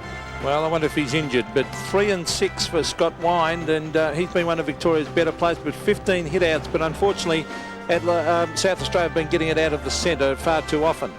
Scott Russell came into it. Let's have a look at it in the second quarter. Yes, the stats verify that too. He did his work up on the forward line. He's kicked 2 goals. Well, Mick McGuan started off particularly well, 6 and 2 in the first term, then had 6 kicks in the second term, but, well, 12 kicks for the game, and he's a very, very good player, and I think he's been moved into the centre, Mick McGuan. Now, Tony Shaw's got the job on Tony Francis. Second half starts 11-7-7-7. McGuan into the centre. Both Scholl and Kapler are on. Don, and they're standing one another. Scholl for Victoria, David Kapler for South Australia. Well, I'm glad to see David Kapler out there. He was there at South Adelaide when I was there, and he was a real goer. Carey goes for Kernahan on the lead. Big stretch by Kernahan. Bays at the back. Running it out was Hinkley, tapping it over the line, and Victoria under pressure immediately here. Hinkley, the star from Geelong. Now there's Saliba and Modra and Anderson at the far end and Pittman. So you just think that Anderson must have some sort of a niggle not to start the second half, because he was one of the players who helped turn it around. Here's Nailey, weaves his way through. Russell's already kicked 2. Here's a chance. It'll roll and just miss. Gee, he gave it a ride, didn't he, for a behind? Totally out of form, Russell, until the last week. He played brilliantly against Richmond, but he must have been close to getting the axe at one stage. Couldn't buy a kick. Yes, he had a very bad patch there for a few weeks, Scott Russell, but came back to form, as you said, Bruce, last week. Mark Bays, he's got the big job on Kernahan. Kernahan's kick 4. Scott Wine takes a good mark at half back. Off he goes to Scholl. Now this is Mick McGuan.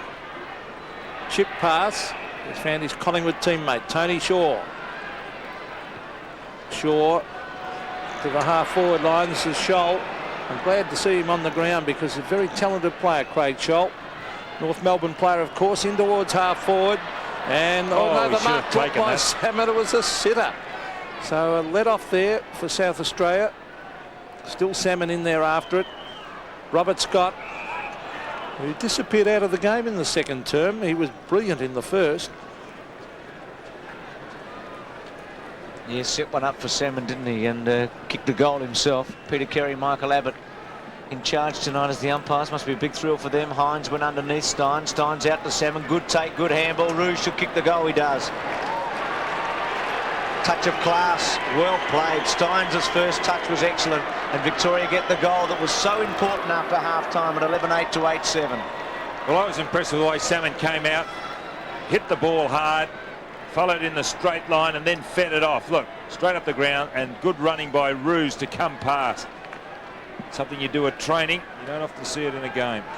Well, Rouge is playing at centre-half forward now on Maynard.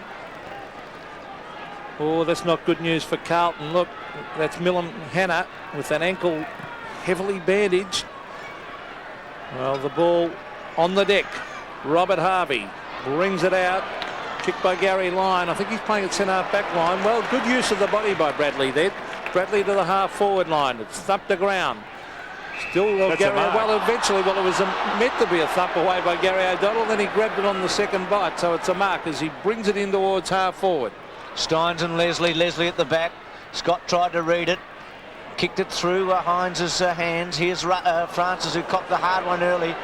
Now Harvey, all good for Hocking for a goal. Drop punt, misses. Should have straightened up and gone for it. You couldn't believe that he missed completely there, would you? Well, he just didn't even bring his body around or bring the ball around, Bruce. He more or less kicked it in the same direction in which he was running. A poorer performance than Nailey's earlier for South Australia in the second term. Smart's kick. Now Roos on his own should take it, and he does. Hines was held up by Wind at the back. So Victoria's coming out pretty well here.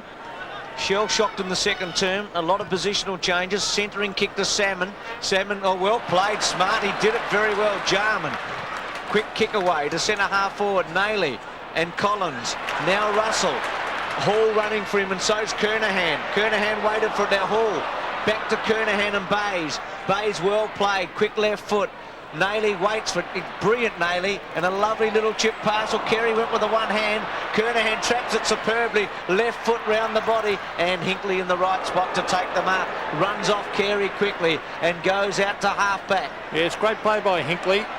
That was good use of the body too by Bradley. Gee, that was clever. It was great play to Chris McDermott. McDermott across the face, and will it be marked at will by the Hawthorn back pocket player Andy Collins as he kicks it long. It's a shocking kick though. He didn't look where he's kicking it, Peter. He's kicked it straight to Bickley. Bickley to the half forward line. The high flyers are there. The ball hits the deck. Scott Wine on to Hinkley. Further afield is Mark Harvey. Harvey to half forward. Again a poor kick. Straight to Maynard. Maynard goes wide to Bickley, and Bickley will drive South Australia forward again. Collins is there, but chipping across with him is Carey. On to Hall. Tony Hall in towards goal. Oh, that might have been touched right on the line. In fact, it had rolled over. One behind on him. Maybe Craig Bradley should have shepherded that one through. Carey's play excellent there. 11-9-8-7, just whipped around Collins, gave a quick handball onto Hall, who kicked it superbly. What's the story with Milhana, Tim Watson? Well, Milhana's got a jarred ankle, and I spoke to him just a moment ago, and he said that he won't be taking any further part in the game. So not good news for Victoria, and hopefully G Lyon flattened, and down the ground it'll be Steins. Silly play, Richard Champion. Steins quickly to Lambert. Now Jarman will go against him, but Lambert takes a good mark within, well, you'd say within scoring range. He's going to kick from... McGuan's on his right, he can go short. He's going to go for goal now, Don, with a drop punt. And it's a good-looking kick off the boot, just missing a behind for Lambert. And I can understand why McGuan's looking at Lambert saying, why didn't you kick it to me? There he is answering him back. Craig Lambert answering Mickey McGuan. Well, Tony Shaw kicked it to him in the second quarter, and then McGuan kicked it to Harvey, who kicked a goal. He should have given that off to McGuan because there was no one near him for 30 metres. There's Wanganeen to the half-back line. No free kick. Maynard in after it. There's McDermott. Gee, works hard. Look at that. Then Maynard, Champion again. Hocking goes in hard. Scott Russell read that very well. Kicks it across the ground. A wobbly ball right out towards the boundary line. Tony Francis versus Tony Shaw, the two Collingwood teammates. Well done by Francis as he found Nailey. He just had too much pace for the Collingwood captain then. Nailey to half forward. Was Carey held? I think yes, he was. Is the kick. advantage being paid? Darren Jarman, a brilliant kick. back towards Kernahan. It's a loose ball.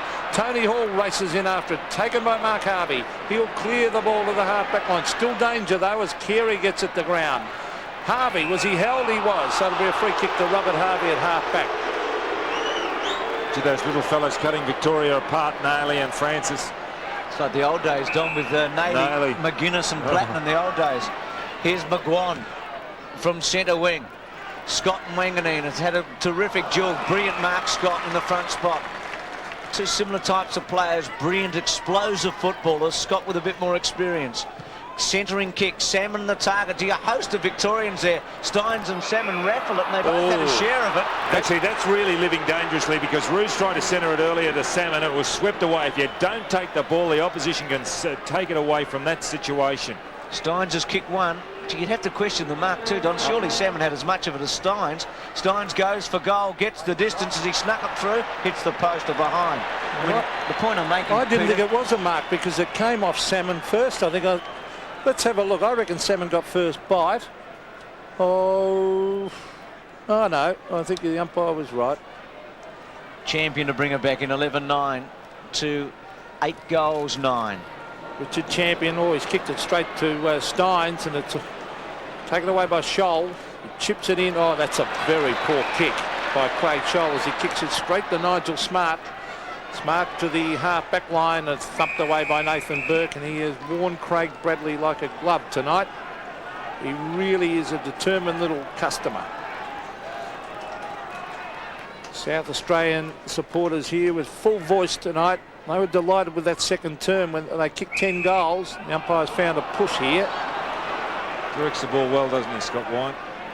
That's Lambert giving it to Gary Hocking. Now on to Nathan Burke in towards the pocket. Champion in front. Roos at the back. And it rolls over the line. Forward pocket for Victoria. Roos the goal scorer in this term for Victoria. They kicked the only goal of the term so far. And within 3 goals, after they led by 4 at quarter time. Steins clearly. Salmon sits and waits for it. Smart just worried him out of it. Francis has been very, very good. A quick kick away. McGuan's had some touches on Jarman in this turn. Oh, well done. Played it brilliantly. Chip past to Roos. Can go for goal off one leg and bangs it towards the goal square and kicks it behind. Gee, that was well done by McGuan. Not often Jarman's outsmarted as McGuan did in that occasion. 8-10, 11-9. But again, you feel gee, well played, wasn't it? Was that throwing the ball? Leslie at centre half back. Martin Leslie. Wanganeen was running past, but good play by Leslie not to give it to him because he was covered. Centre wing. Players go in hard after all. Nearly a throw by Bickley. Well smothered by Wine. Good play. And he knocks it on to Robert Scott. Robert Scott chips it in towards half forward, and Steins has taken the mark. Now Leslie will have to get back on the mark here. Steins another chip pass, and he has found Craig Lambert. So poor checking that by South Australia. He's well within kicking distance. Let's hope he makes a better fist of it this time. Craig Lambert. Craig Lambert. Already kicked 2 points. 3 and 3 he's had up starting on interchange. Lambert, a very high ball. Oh, it's very close. He might have snuck this one in for a goal. Yes, he has. So Victoria fight back after that goal to Craig Lambert. It's his first. 11-9 plays 9-10, so it's a different ball game now. Well, all the goals are being kicked down this end of the ground. There's Lambert's kick for goal. That's his first. He kicked 2 points prior to that. And Victoria chipping it around on that occasion. It was Scott to Steins, and then Lambert by himself, and a chip from Steins across to Lambert.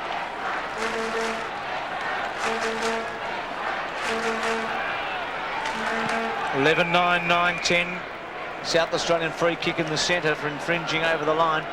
Don, 17 out of the 20 goals have been to the right, so it's an extraordinary figure on a night where there doesn't seem to be much breeze. Hines kicked towards the 50-metre line, getting back Hinkley in the front spot. Kernahan was the player between the two. Well, you look at the windsock and there's not much there, is it? But 17 of the 20 goals to the right-hand side. It's got to be more than coincidental. The kick from Collins to Burke at half-back. Victoria has really lifted here. They've taken the initiative from South Australia, starting with the big man in the centre in Wine as Burke kicks from half-back. It's Nathan Burke. Oh, that might be out in the full. No, the mark has been taken there by Ruse right on the line. The two number ones there, Ruse and Champion. Paul Ruse to the half-forward line, and going back with the flight is Craig Scholl. Good mark. Now he's about 70 metres from goal. He should get it down quickly to Salmon. Salmon's calling for, he goes for a torpedo punt. That wasn't a good play. Should have set it up for Salmon. That could be against Robert Scott here. No, it isn't. But really, why they go those long torps instead of... Well, it wasn't even a torp, it was a mongrel punt. But he attempted a torp. I know. Should have set it up for Salmon, who was one out. Steins to go against Leslie. Salmon wins the tap cleverly. Hocking. A handball. Harvey's kick round the body. Misses a behind. Victoria peppering away at 11-9 to 9-11. Just wonder about Greg Anderson. Donny, I think he'd have to be, injured because... They're missing his drive, aren't they? Well, Scholl's had a couple of kicks on David Kapler, who's led twice from kick-outs and has had the ball taken off him. Don't want to pinpoint him so far, but you'd think Anderson's got to be injured. Left foot by Wanganeen. Bickley, well played.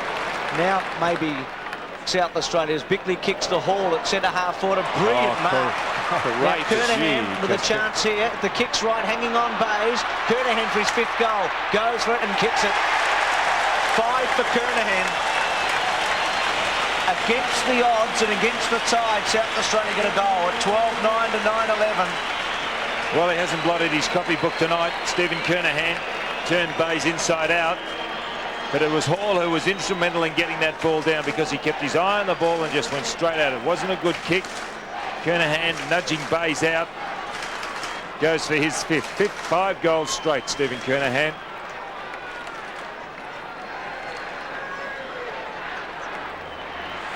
Well, if Kernahan keeps this up, he's kicked 5.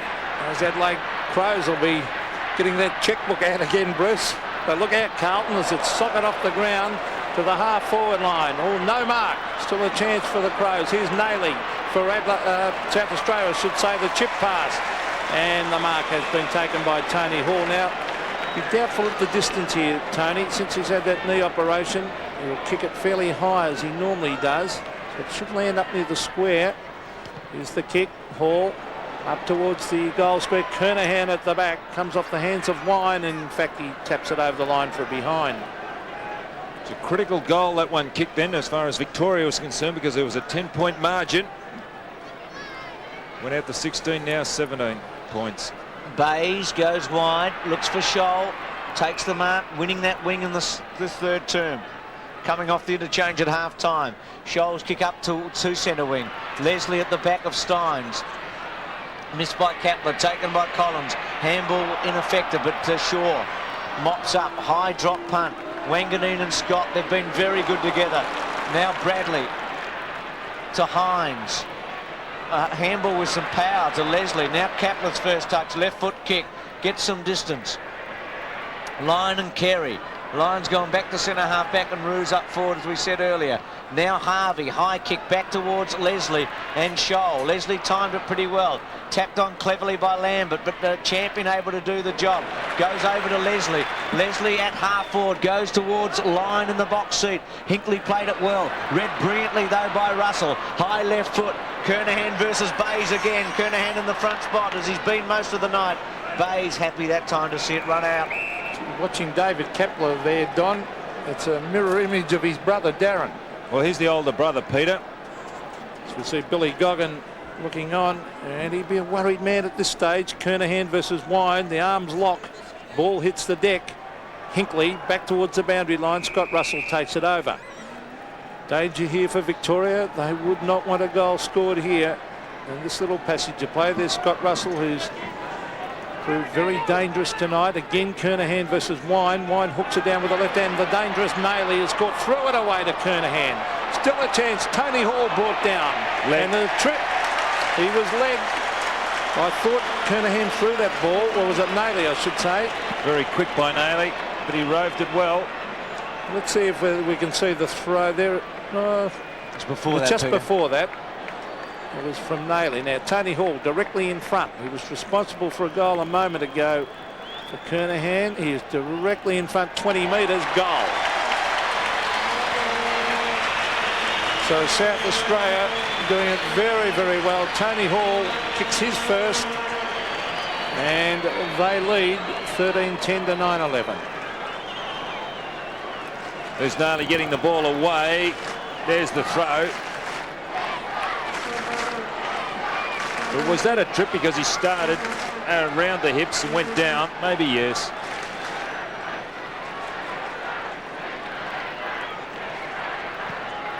(88-65), so after 17 of the first 20 were kicked at the right, South Australia kicked the next 2 to the left.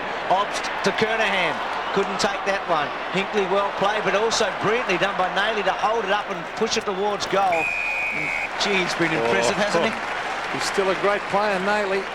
Well, it must be such a moment for him tonight. Playing at South Adelaide, won the Magarey medal last year.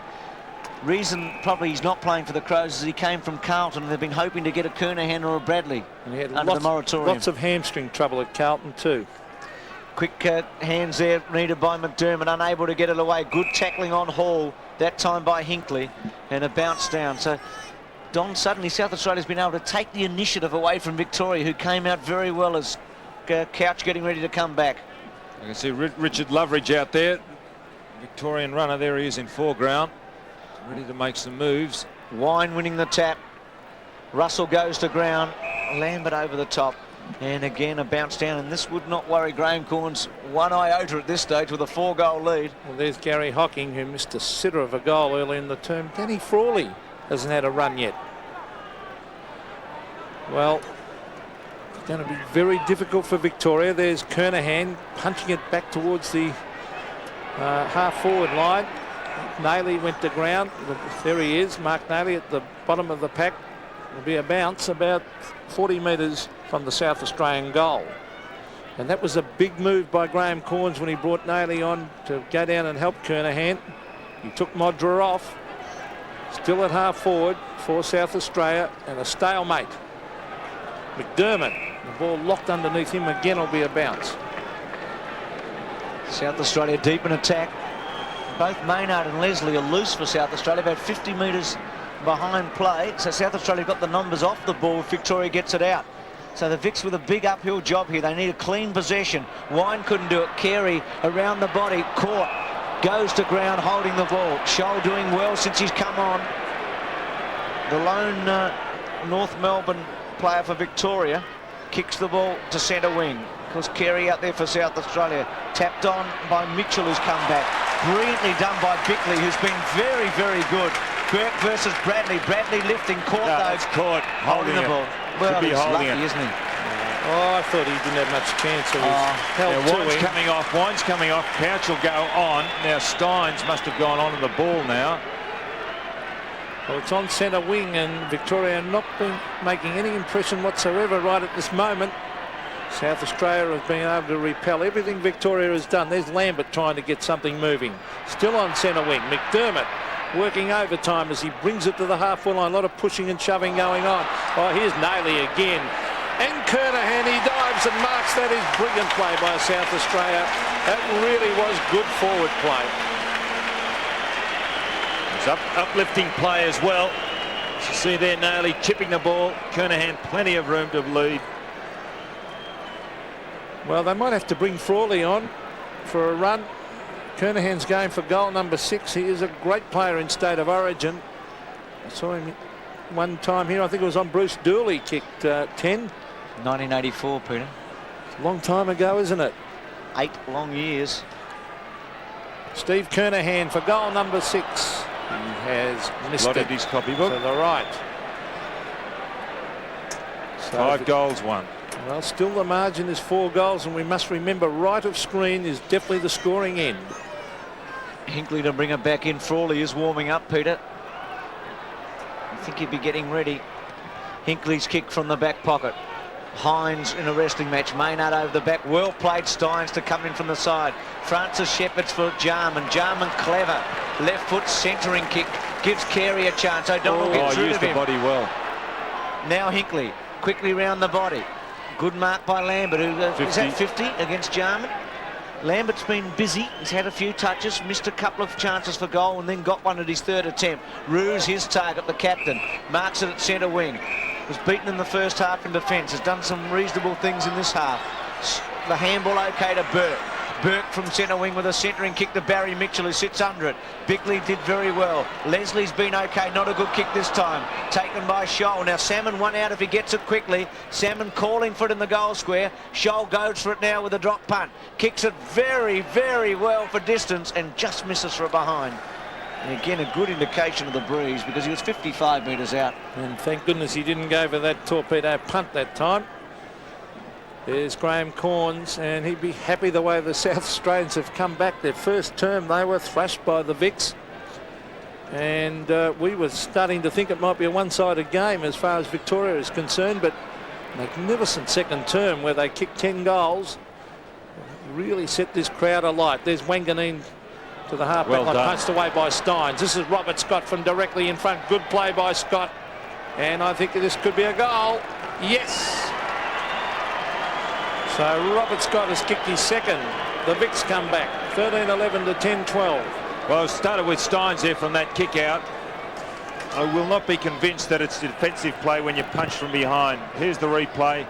Steins punches down there. Scott had Salmon by himself, but he elected to go for, you can see there, Salmon by himself. He could have done something, went for goal himself, and luckily he kicked it.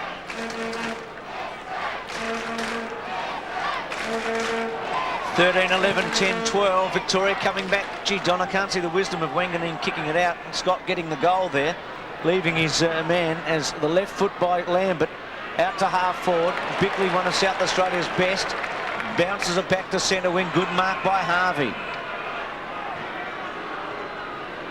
Runs around, centres it. Scott and Wanganeen again. Scott in the front spot, played Wanganeen at the back.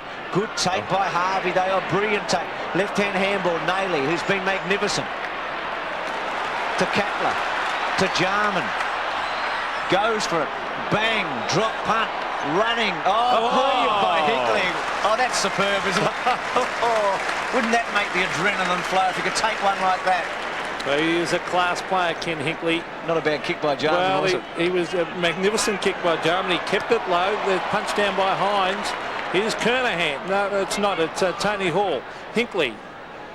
The kick out of defence. Ruse has livened up that half forward. Well, he's playing line. in front now. Before he was playing from behind. At centre half forward, you've just got to play in front if you're going to make any mark on the game. Paul Ruse, a torpedo to the half forward line. No mark. Oh, Wanganeen. Gee, he's a class player. Look at that. Great play to Bickley. Out wide.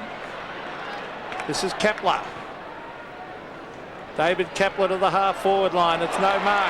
Carey. Well, I thought it was touched first by Lyon, but Carey off and running. Lyon has hurt himself. In towards the pocket. Kernahan almost took that one. He's got a couple to beat here. Oh, he beat Mark Hovey. He's hit very, very hard. In they come after it. Now a chance as Scott Russell picks it up, races into goal. Russell across the face and out on the full. Seems to be all right, Gary Lyon. Trainers have gone out and the physio has brushed them aside. Melbourne teammate Steins kicks the ball. Burke and Carey, no mark paid, round the body by Lyon. Very good to Collins. Victoria still within 3 goals. They'll keep coming. Ruse, well done. Just gave Champion a little shove. He's on top at centre half forward. Now Salmon provides the lead. Ruse centres it. Smart has to try and time it. Salmon too strong, just edged him out and took an easy mark. 3 goals, 3 to Salmon. 2 in the first quarter and 1. This is what Kernahan does to his opponents. See how they just used the arm. Salmon did on that occasion. Just no way known you can get near the ball when the big fellow does that. Kernahan, an expert at it. Big kick here. Really important. You back Salmon from this distance. He's an accurate kick. He's going to kick from about 40 metres. He's kicked 3 goals already. Lines him up. Drop punt. He's kicked it superbly straight through the middle. 4 to Salmon. Victoria right in this at 13-11 to 11-12. Well, I think we've got a game on our hands here now. They're bridging the gap. It's 11 points of difference, and you just can't be denied because these players have got so much talent they can turn a game around. All they have to do is combine, and that is the difficult thing, is combining, because they wouldn't be familiar with one another's games.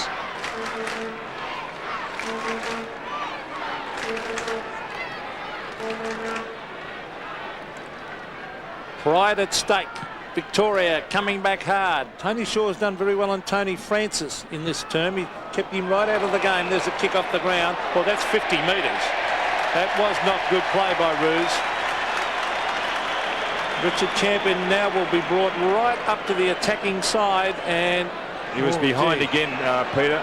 And that's not real. That's not 50 metres. That was about 35, and the crowd were onto it too. Or was that a nudge out? Well, that was what Kernahan normally does, and Bayes did it on that occasion. Well, there's Hinkley to centre wing. Is that a mark? No, it's not. Loose ball to Kepler. Kepler on the left foot, in towards half forward. Players fly for it. With no mark as it hits the deck. Kick by Nayley in towards goal. Across the face. And he swoops on it. He's a dangerous player. Very quick in hand to foot with the ball. Well, it'll be a throw-in that forward pocket because the ball bounced across the line. Well, I think we're in for a terrific finish to this game. Steins and Kernahan in the pocket. Steins won it. France is unable to. Shaw doing the job very well. They're holding it up. 89 to 78. It's been a tremendous match. South Australia again with the numbers off the footy from the 50 metres away from the ball with Hines and Maynard. Ruse will be outnumbered 3-1 if it comes out in a hurry. Collins trapped it very well. O'Donnell unable to. Ops pulled off the ball by Harvey. And again, it'll be a ball up. South Australia deep in attack. And they'd be pretty happy, I think, if they can go in at three-quarter time with this little cushion. If they come this near flank, Bruce, it's a 3-on-1 situation. Ruse has got Champion, Hines and Maynard. Kernahan, a good tap over the top. Left foot kick by Russell. Should be taken by Bayes. He does.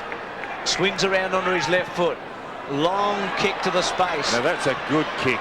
He timed it, Don. He realised he had to cover Maynard, and he did it very well. Ruse, bad luck for him.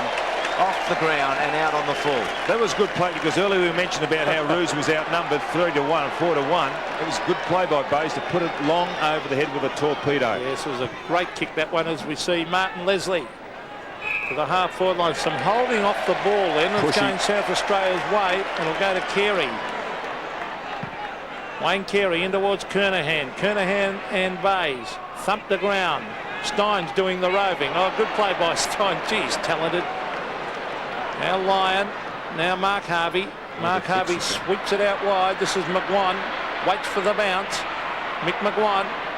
Hand pass over the top. Mitchell. Now it's Robert Harvey, a chance for Victoria as the kick comes to the half-forward line. Ruse. He's been very, very good since being moved to centre-half forward. It's amazing how the ball is always attracted to movement because Ruse was about the only one offering any movement on that line. Salmon was asking for high and he was stationary, but Ruse was making some movement. The ball attracted to him. A vital kick. 11 points the margin, a chance to make it 5 points. Paul Ruse stabs and sneaks it in for a goal. A great kick. 2 goals to Paul Ruse, the Victorian captain, and what a pressure kick that was in a three-quarter time here at Football Park. What a match we've got now.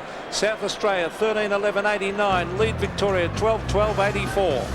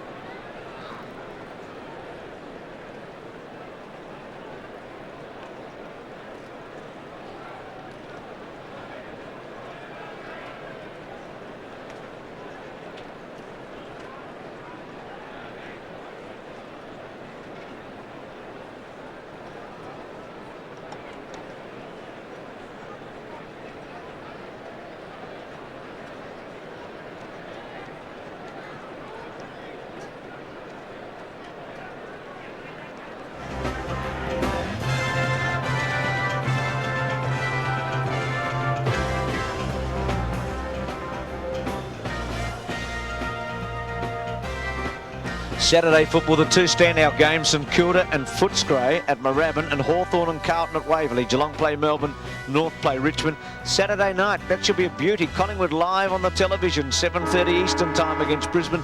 Sunday, take note, a noon start, high noon at North Hobart. Fitzroy Essendon, the most important game for the season for both clubs when you look at the ladder, and then followed by West Coast and Sydney, the bye for Adelaide in the next round of football. Quarter by quarters here, South Australia narrowly in front. Victoria came charging back. It's 13-11 to 12-12. Tim Watson with John Casey. And Tim, what about Victoria's chances? Into the breeze, 5 points behind. Yes, well, they've got the job ahead of them in this last quarter. Billy Goggin was reasonably happy at three-quarter time with the players. He singled out Tony Shaw for the job he'd been doing on Francis. He also said that they need a big quarter from Fish Salmon down there at full forward. He said he wants him to mark everything that comes down there, and he said to the players to get off to a ferocious start in hard for the ball and to run, run, run. Tim, Coach Graham Corns was very animated during that break. He's a little bit concerned that South Australia lost some drive from the centre. He said that those players are going to have to work harder, not only when they have the ball, but when they don't have the ball, their defensive action, again, has to pick up. He did point out to the players that they've kicked 13 goals, but only 3 of those in 2 quarters. He's a little bit concerned with that. He said it's everything, all or nothing, in this last quarter. As we look at the match stats to three-quarter time. Well, Victoria would have got back on the scoreboard, or even gone a little bit ahead after that third quarter, because it was their quarter. They really did turn it around. What about the hit-outs? We'll go down there. That's Wind and Steins doing all that, 13-24. But you can see the centre breaks. The South Australia is still getting it away from the centre. It's a good quarter for Victoria. I noticed Greg Anderson still was had the tracksuit. Is that Richard Champion coming off too? Greg Anderson has got the tracksuit on, so he's obviously injured, and they've missed his drive, South Australia. Adam Saliba on, Peter, for South Australia, and he'll be going up into that forward pocket. Well, he can what play. Are they going to do with Nailey? They'll leave him up there, so they'll have 2 short fellows around Kernahan. That's good thinking by Graham Corns. Doesn't look too fit, does he, Adam Saliba, but he can play. Sure can. Very, very good a couple of weeks ago against Sydney. 13-11 to 12-12. It should be a magnificent last quarter. There's a lot at stake here. Interstate pride, 89 to 84. Who'll come home the better? Will the big V prevail, or will the Crow Eaters hang on? Steins' kick, fingertip and missed by Leslie. Just tapped it away. Was it a throw? It's Jarman's little left footer towards centre wing. Well done. Yes, Shaw, who's done very well on Francis. Jarman was a bit quick for him early, but Shaw's come back as he always does. Harvey or Jarman, well done to read it well. Harvey put the pressure on him. Jarman's little kick, I think he might have run out of bounds as he kicked it, and will come back to centre wing. There's the bench with Modra and Champion, and Anderson obviously injured, and Pittman by the look of it in the shadows in the forefront. Well, it's on centre wing. Steins versus Hines. Hines takes front position. Steins trying to grab it. This is Chris McDermott bursting his way out of that pack in towards half forward. The mark taken by Hinkley, who's playing a tremendous game for Victoria. He is a top player, Kenny Hinkley. To the half back line. Mark Harvey back with the flight has taken the mark. Harvey's had a fine season for the Bombers. Brings it to centre wing. It was too high, the kick. Oh, courageous effort. I cannot believe. Oh, fancy not paying that mark. And the crowd giving the umpire the hoots. McDermott in towards Kernahan. Well done, almost a mark to Kernahan. Carey went to ground. Adam Saliba's in there too. Well, I can't believe that wasn't paid, that mark. I think it was Bickley, wasn't it, Don? Well, let's have a look. Bickley, and then crash from behind. And although he did stage it a little bit, still at half forward for South Australia. Thump down. There's a quick kick. Nailey, the dangerous Nailey, tries to hook it back and puts it through for a behind. The crowd here, of course, right behind South Australia. Millum Hanna there. Scott Wind, Gary Hockey, and still Danny Frawley hasn't had a run. Bays, who did very well in the third term under great pressure from Kernahan, short to Burke. Had the better of Bradley early, but it's been quieter since. Back to Hinkley, measured handball to Harvey. Quickly. Saliba runs him down. Well, Burke throws it away. Kernahan tried to check side. Harvey taken off it by McDermott.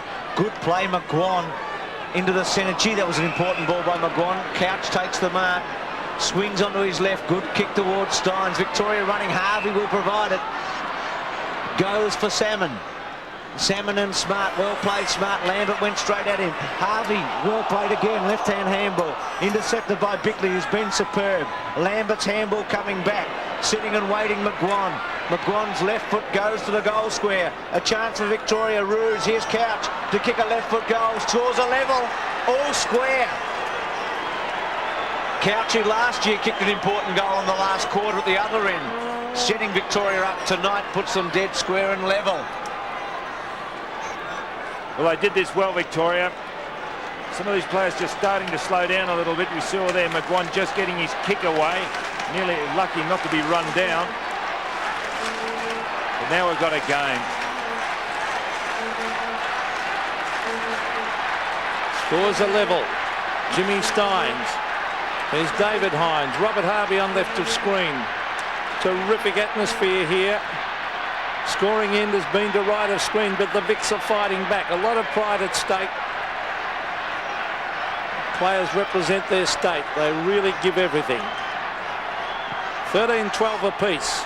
Steins versus Hines. Jimmy Steins. Socket off the ground by Darren Jarman. A good kick too, but oh, what a mark by Hinkley. He's playing a superb game. Well, he's a class player. In a losing side for Geelong last Saturday, he was easily their best player against the Hawks. There's Couch. Or dangerous as Francis punches it back towards centre wing. A further punch lands with Lambert. This is Craig Scholl. And the Vics are off and running. Slip Scholl, but able to get it to Harvey. Another important touch for him. Again, McGuan running on. One bounce will go for goal. Long kick to the square. Salmon, front spot. Scott off the ground for a goal. His third. Scott's got three. Well, that's the way to do it, Bruce. I mean, they were doing it the other end of South Australians in the second quarter, getting underneath, anticipating. Victoria are also predictable. They've got the big fellow, and McGuan went high. Salmon by himself, got front position. The ball comes to ground, but it's Scott going to run in and watch. Look. And also Mitchell running in there as well. So the little fellow's getting underneath the big fellow's mistakes. The Vics lead by a goal. Lambert goes to ground. A free kick to Craig Lambert, and the little terrier has made a big difference to Victoria also. The South Aussies have stopped. I don't know about stop. Well, the kick by Lambert to the half-forward line. Oh, good play, Nigel Smart. That was excellent. He was edged under that by Salmon too. Well, he gives it across to Leslie. Leslie chips it to Scott Russell. Russell at half-back. Now he's looking for the short one. He then elects to kick it round towards the wing, punched down by Harvey. It's a loose ball with Tony Francis. We didn't see him in the third term. Full marks to Tony Shaw because of that. Here's Gary Lyon. Oh, he's lost it. Andrew Obst, the short one. Tony Hall used his body beautifully on Hinkley. Will it sit for him? He picks it up on the boundary line. Oh, look at this. Oh, what a kick, Tony Hall. Sensational goal. That was the goal of the night. You couldn't describe it. Thank goodness we've got pictures to show you. Fantastic stuff. He used his body exceptionally well. Watch how he edges Hinkley out. He stops, turns him around. Now watch this goal from the boundary. Oh, terrific stuff. Well, you won't see any better than that. Could have actually run in, I guess, but that's the best goal you'll see in a million years. Russell, I think that should lift. 14-12 apiece. Well, what a contest. I said at the beginning there's been some negative talk about this State of Origin game because of everyone who was missing, but what a match we've had. Now, listen, there's something wrong with Mickey McGuan. He's asked for the runner to come out. He's been signalling to the bench, so let's hope he's not injured. Centre bounce, Steins wins the tap. Lambert's quick kick away. Here's McGuan in the action, Don. Went to ground. Saliba fell over, got a free kick. Very lucky free, wasn't it?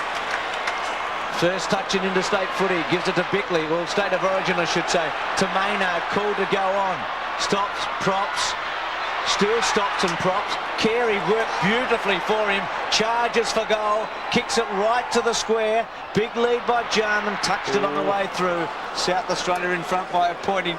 Jarman would He's not happy because he realised he should have marked that, Darren Jarman. 14-13 to 14-12. Bays to bring her back in. Classic game and a big finish coming up. Over the back was Scholl. He couldn't take the mark. Gary Lyon back to Scholl. Scholl a quick kick. Oh, it's a free kick up the field. I would have thought that free kick should have been paid at half back, actually. Scholl and Carey, teammates at it behind play. Catch. That's right. Once they cross that white line, it makes no difference. Mark Harvey in towards half forward. That's a free kick to South Australia, I would feel, for interference going for that mark. And it is Rodney Maynard who's very strong. Oh, loose men everywhere for the South Aussies here. As we see David Hines, a West Coast Eagle, bringing in towards half forward. The high flyers are there, Carey being one of them. The ball hits the deck. Nayley out to Tony Hall. Hall wide. Bradley, danger here for the Vicks. Wayne Carey from directly in front, bumps it through for a goal. Actually, that was well done by Carey because Burt was really running him down then. He just got his kick away just as Burke was laying the tackle. Watch this. Strong play here. Nayley again across to Hall. Bradley in turn to Carey. And Carey just getting his kick as Burke came in. Fans screaming here. South Australia by 7 points. Shaw went for a kick off the ground. Hines has been terrific. Obbs run down and held up, and a ball up in the centre square. South Australia just in attack by 7 points. McGuan picks himself up. Saliba in the background. Obster's there. It's been a real contest. Now Victoria's turn to come back at South Australia. Lambert was a poor handball to Scholl. Russell was a hot one. McDermott had the strength in the end. Back to Russell. Russell centering kick to Hall. Well played Hinkley. A good take by Lyon. The danger for Victoria is that Francis will run away from Shaw. Can Scott get there? Francis brilliantly. One hand pick up. Round the body. South Australia with the numbers. They've got two, but they give a free kick away. Very poor play. Maynard and Carey against Lyon, and they gave it away to Lyon, who goes short to Hinkley, who runs off half back. And Wayne Carey was not impressed with that decision. On to Mick McGuan. He's all right. There's a bounce. Now another one. Over the top. Andrew Collins to the half-forward line. One-on-one. Oh, free kick to Victoria. Holding decision. Will have to come back to Roos. No doubt about that. So the Vicks fight back. Rodney Maynard covers an incredible amount of ground. Now he's down in the back pocket. He was in the forward pocket earlier. Paul Roos in towards Salmon. Nigel Smart at the back. Salmon at the front, and Salmon takes a good, strong grab. He really does run himself ragged. There he is, hands on the head, Rodney Maynard. That was a good mark by Salmon. He had the run. Roos putting it up high. Just too big. And as the game comes on, or goes on, just can't jump as high, and that's where height's an advantage. Well, he's kicked for Salmon. I think Nigel Smart's actually done very well since he went to full-back. But this is a pressure kick, 45-degree angle. He's normally pretty accurate, the big fella. Paul Salmon will kick and sneaks it in for a goal, I would feel. Yes. So Victoria hit back 5 goals to Paul Salmon, 15-13 to 15-12. So South Australia by a point. Well, players from both teams really putting themselves in. They're not moving as quickly as what they did in the first quarter. It's understandable. The height of Salmon an advantage. 5 goals, 3 tonight. Salmon just gets that in.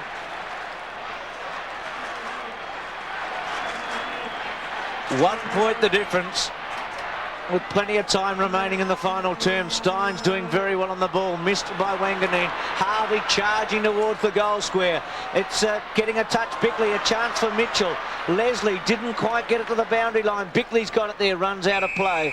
And we'll be happy with that end result. Actually, that was good play by Robert Scott. Steins got it out, but Scott used his body really well on Wanganeen, which created a path, and Victoria took that ball out of the centre unimpeded. Saw Bickley stats a moment ago, 13 kicks.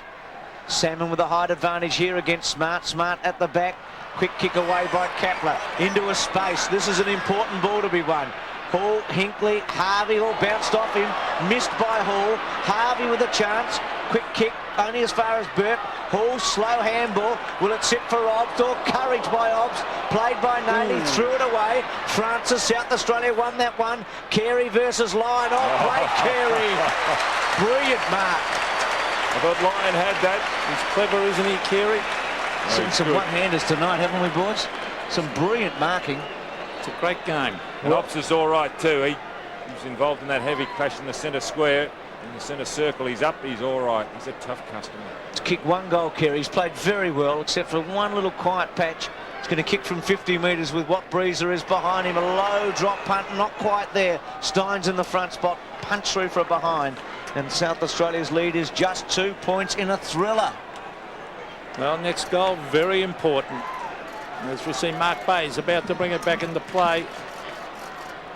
Bayes is a beautiful kick. He won't mess around with this one. Straight up the centre of the ground. The high flyers are there. Oh, almost a good mark. The line couldn't quite hang on to it. Goes in to get it again. Saliba is there. Shuffled out by Obbs. Saliba again. Dives on it. Now tries to get it out. He can't. So it will be a bounce, and the South Australian crowd appreciating the work of Adam South Australia Saliba. got more numbers around the ball just at this moment, Peter. They're really starting to lift now. Well, it's halfway between centre wing and half forward for the South Aussies. Steins versus Hines. Harvey surrounded by South Australians. Well, you can Keary see that and Obbs. again. They're all onto one. Well, it's still at half forward. 2 points the margin. South Australia lead. Anyone's game. And this is what the crowd came to see, a good, tight, hard contest. Naturally, they'd want the South Aussies to win. They're pretty parochial here. Here's Naley, who was brilliant when he first came on. On to Bickley. Bickley to the half-forward line. Was that a holding decision? Jarman. Still Darren Jarman. Now he was held, Darren Jarman. He was playing for the free kick and he eventually got it. It was against O'Donnell initially. O'Donnell had him. He was caught behind. Now he is a mercurial player, Darren Jarman. I wonder if he'll try and look for the short one or go for the long bomb. Well, no, he's going the short one. And he's found his man. And it looks like Naley it is. Mark Naley. Still that hold, Peter. Old Steins has dropped into it now. Mark Naley will kick from 50.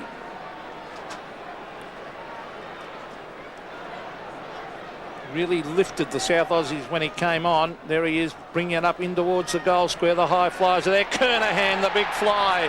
How will the umpires see this? Eventually it's forced over the line for a behind. Kernahan very close to marking that ball. Steins hurt himself too. He was underneath Kernahan. Well, as we look at the scoreboard, it's 3 points the margin. Ken Hinkley kicks it to himself, then onto the left boot. Brings it to the half back line. Scott Russell. Oh, the markers dropped there. Taken by Naley, a sweeping hand pass. Here's Maynard. Maynard, a high floating kick in towards the square. Kernahan. Yes, a top mark, Stephen Kernahan. He will kick for goal number 6 from 20 metres. Well, he is very strong overhead. There's Graham Corns looking on. And a vital kick coming up. And the worrying thing about Victoria is back at the centre of the ground, all those players going across to Maynard and Naley, congratulating them. A host of players back from where that ball came from. Their enthusiasm starting to rise. Stephen Kernahan has kicked 5. He is 15 metres out, directly in front. A chance to put them 9 points in front, and he does. 6 goals to the Carlton champ. 16-15. South Australia, Victoria remain on 15-12. Well, it's good play running here by Maynard. Good pick up. Look, there it is by Naley. Maynard again, as I said earlier, he covers a lot of ground. Kernahan, better judgment.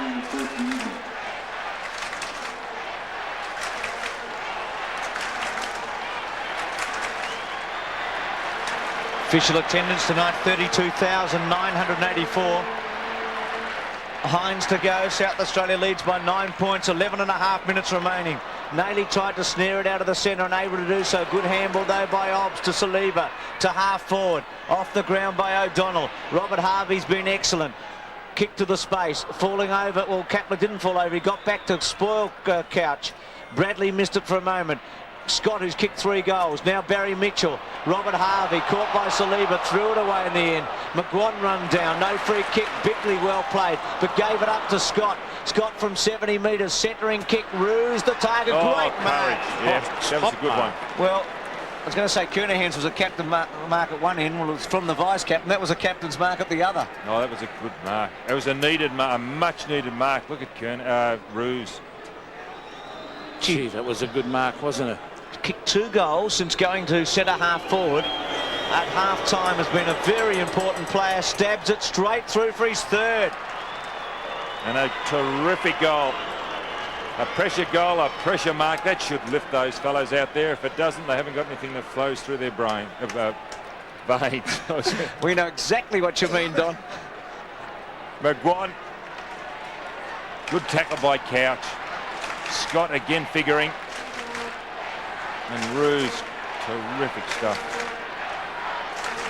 And a pressure kick. 3 points of difference. Back to the centre. Steins versus Hines. Hines tried to knock it on. There's Mick McGuan racing in after it, but it's held to his chest. To be another bounce by Peter Carey. Out of this centre, very, very important. Centre breaks last quarter. Victoria 5-2. Again, it was Steins. He knocks it on towards the half-forward line. That was Wanganeen, a flying kick. Now Mitchell. Now Lambert. Good play. Nathan Burke. Into half-forward, it should be marked, and is. And this is Robert Harvey. Now he wants to get on with another chip pass. Oh, loose man there at half-forward. And the mark has been taken for Victoria, and that is by Mick McGuan. He really knows how to get on his own, McGuan. 19 kicks and 4 handballs. 9 marks. An excellent game from the Collingwood Star. And a vital kick coming up. A chance to put Victoria 3 points in front. He's kicked 1. Mickey McGuan from directly in front. Oh, it's a high ball. It's floating. It floats through for a goal. Well, there's pressure out there, and a lot of these Victorians are now starting to be counted, as some of those South Australians are too. Pressure from Ruse when he kicked his, and this is a pressure goal from McGuan. Just edged forward, the Victorians.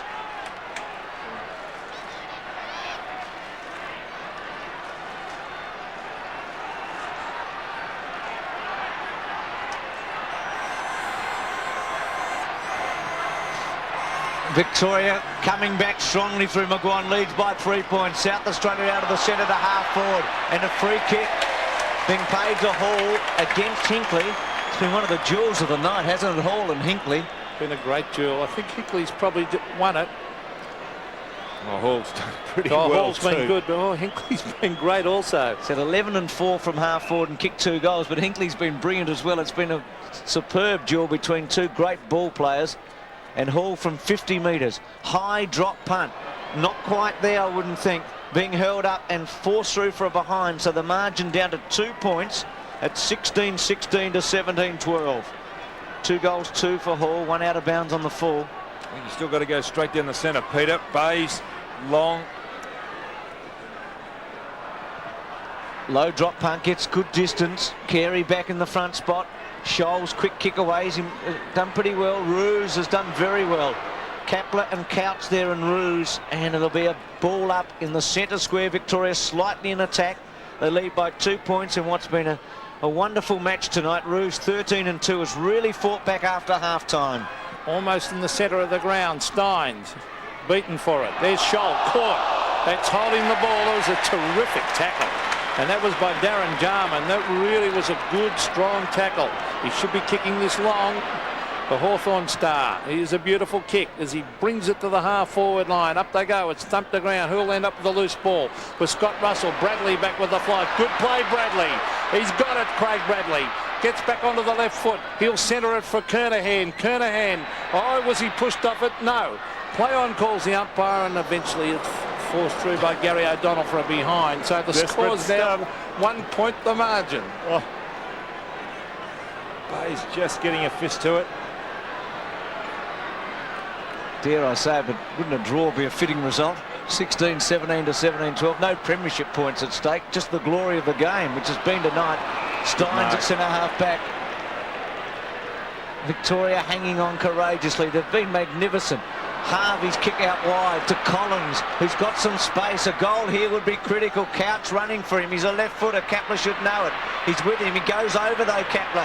Couch gets away from him. Steadies, goes for goal, and might have kicked it. He has, I think. Couch has kicked it for the big V. His second goal in this final term, and Victoria have got the edge. Well, that all started from that long kick out. A great mark by Steins under a lot of pressure. A quick handball across to Harvey, and Harvey in turn to Collins. Collins puts it out in front of Couch. You really can't trap it. Then uses the body on Kepler. Kepler, a desperate effort. But what a kick from Paul Couch. You can see there a jubilant Couch.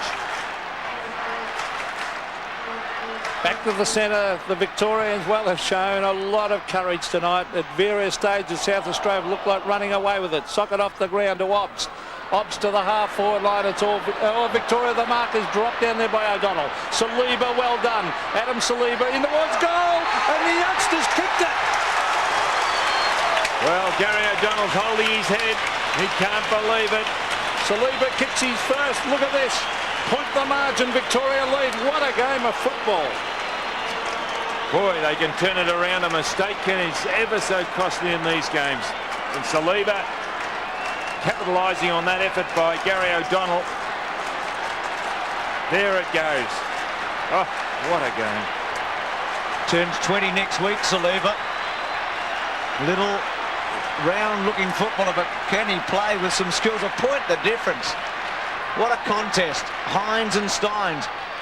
Great moments coming up in the game now. Burke's quick kick away. Jarman, played Burke, took it out of Jarman, and then running straight into Kepler, who held him up.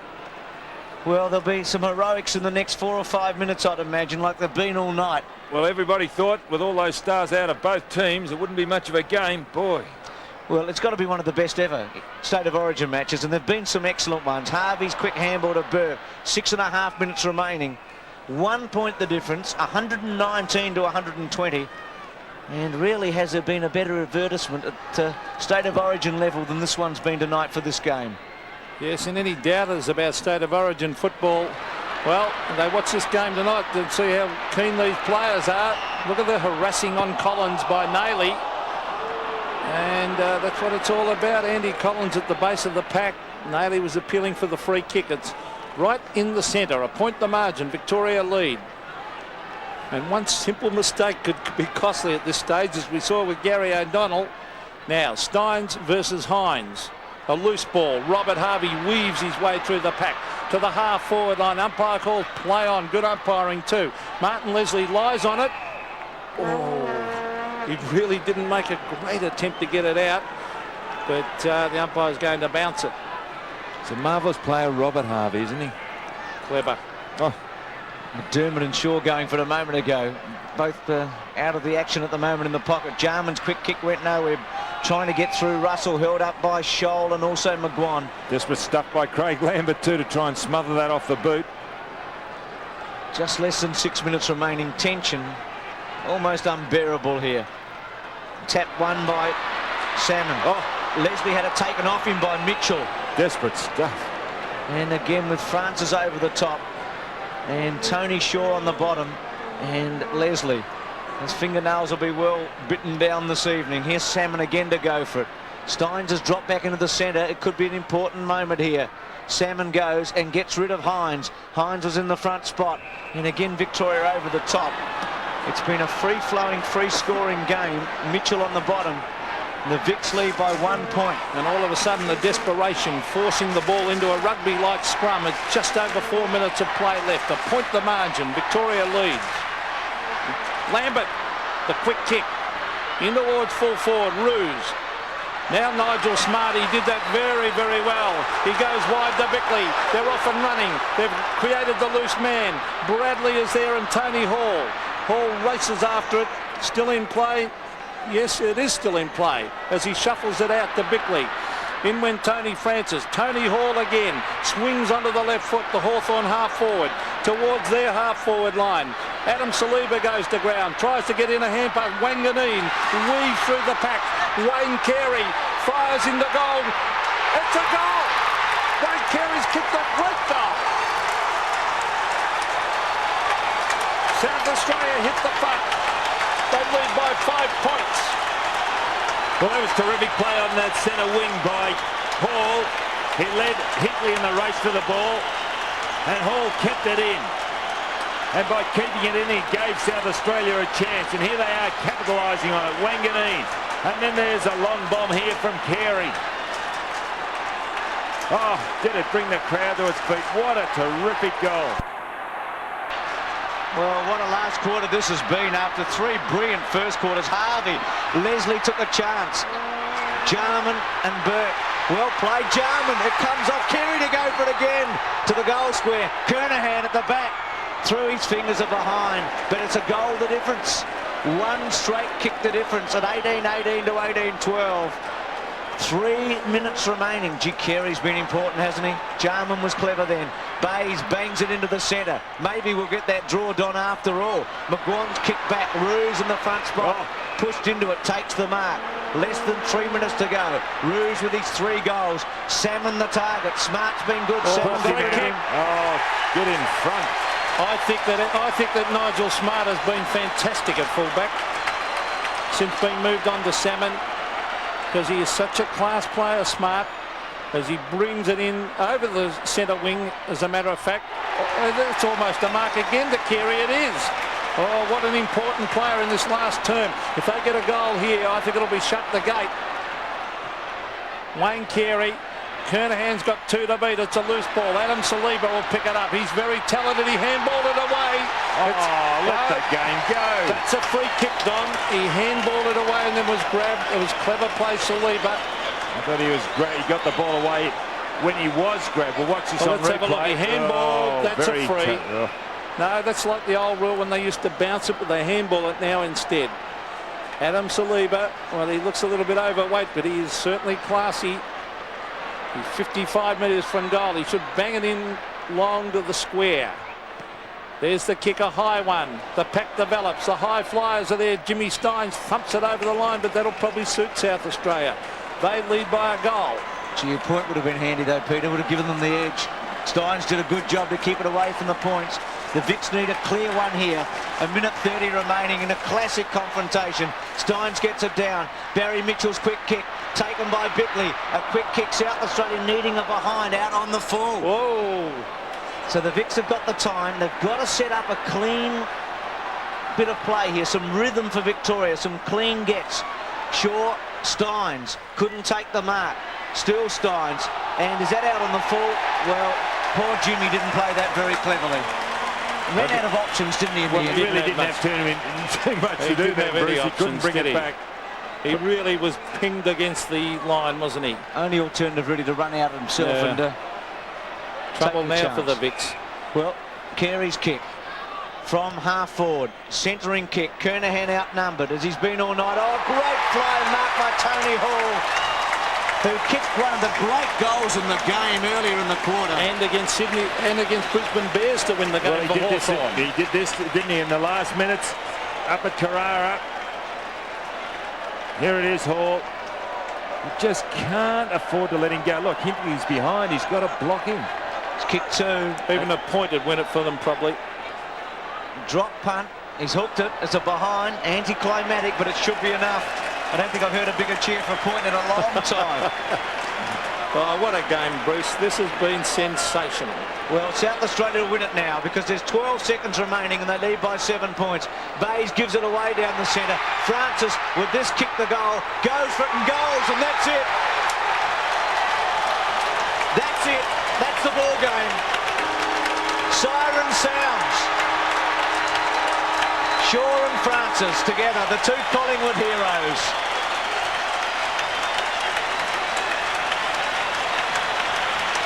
(19-19) to 18-12,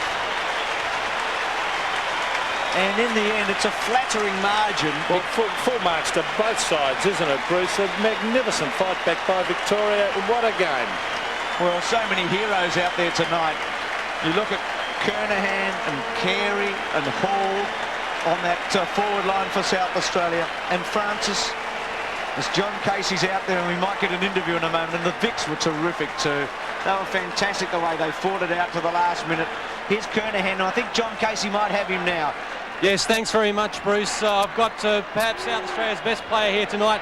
Stephen, your 300th game, to win such a close one in front of your home crowd. What's it like? Oh, it's great. You know, these games are always good, and Victoria beat the last couple of years, and you know, obviously a lot of players out from both sides, but I think the players that played tonight really showed how good the competition is to field sides like we did tonight. Well, you've kicked 10 goals here for South Australia before. You like coming back, taking those big grabs and then kicking goals? Oh, well, you know, you get them now and again, yeah. I did see you sneak a look up at the scoreboard about the 27-minute mark when the Vicks were 7 points in front. What was going through your mind? Well, I thought that the last quarter went about 31, and I thought we still got 4 or 5 minutes to go. You know, Wayne Carey, especially his last quarter, was just magnificent. You got young blokes like that playing well, you're always a chance. Okay, Stephen, congratulations. Another great performance. 6 goals to Kernahan. South Australia win a memorable match, 19-19, 133 to 18-12, 120.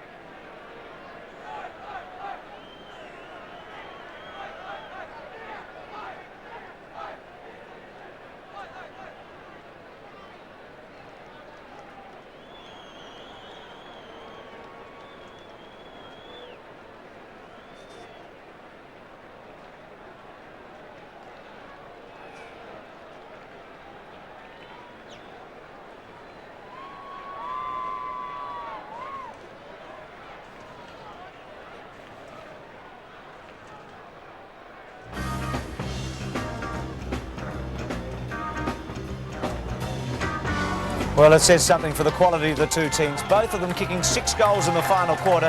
South Australia having 8 more scoring shots in that final term, winning 19-19 to 18-12. Now for the presentation of the Malcolm Blight Cup to the winning captain. Let's go down on the ground. Ladies and gentlemen, tonight we've witnessed an absolutely fantastic game of Australian rules football, the CUB AFL State of Origin match between South Australia and Victoria. And of course, what a brilliant 10-goal burst by South Australia in the second term after being 25 points down at the first change. It certainly is a credit to all the players that participated for their respective states here at Football Park tonight. Commiserations to the Victorians, but by golly, did they really play a great game of football. And congratulations to South Australia on a very gutsy and determined brand of South Australian football produced here this evening. Ladies and gentlemen, without any further ado, I'll ask one of South Australia's favourite sons, Malcolm Blight, to come forward to present the Malcolm Blight Cup to the captain of the winning team, Chris McDermott. Malcolm Blight, ladies and gentlemen.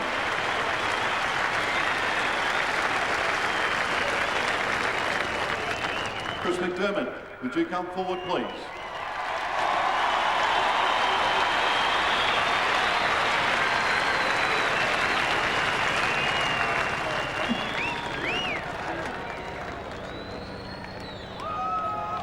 Thanks, Malcolm. Firstly, congratulations to Victoria. You know, a tremendous effort. Obviously, they had their injury worries and, you know, they played a magnificent game.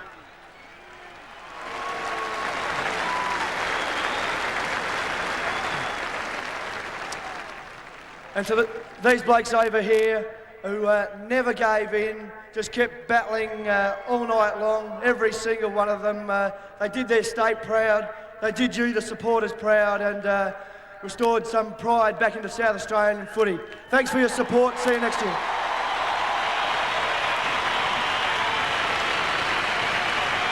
And ladies and gentlemen, let's do it for South Australia. Let's ask the winning captain, Chris McDermott, and the South Australian team to do a lap of honour of Football Park.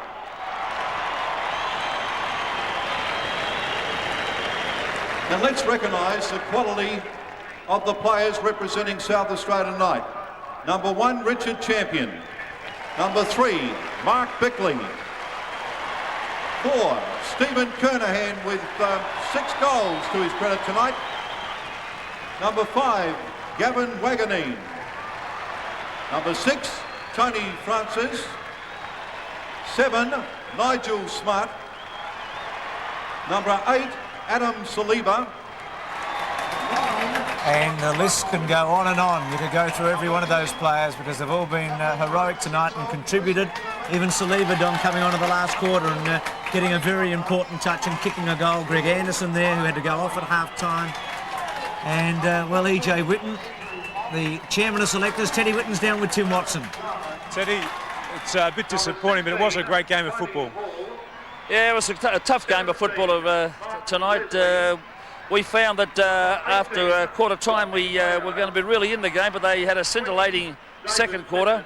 Then when we made changes at half time with Paul Roos up around the forward line, and I thought our third quarter was excellent. Then when we hit the front late in the last quarter, we still thought we were going to get away with it.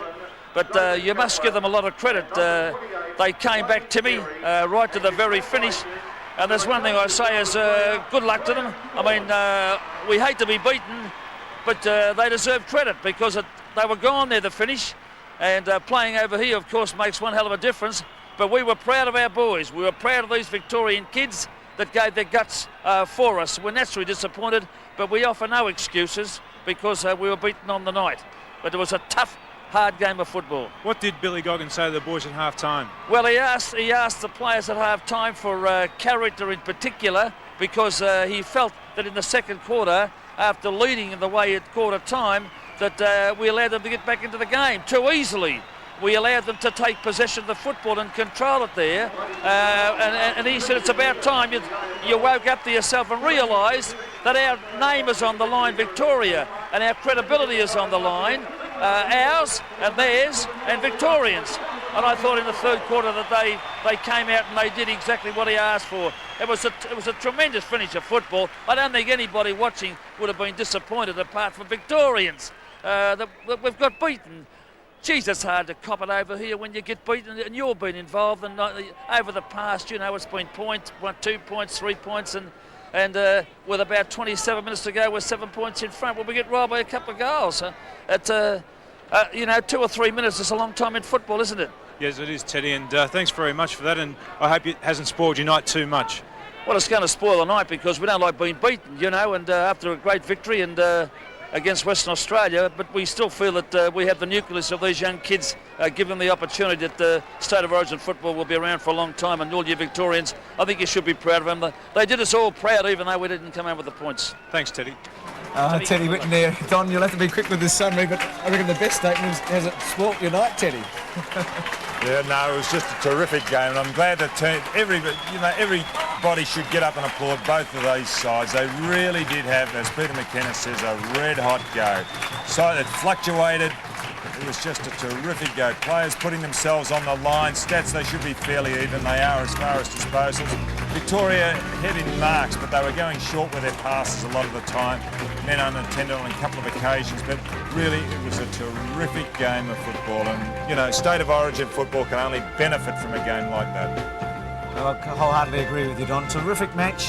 South Australia winning in the end 19-19 to 18 goals to 12. We'll take a break, back with more from Football Park after this.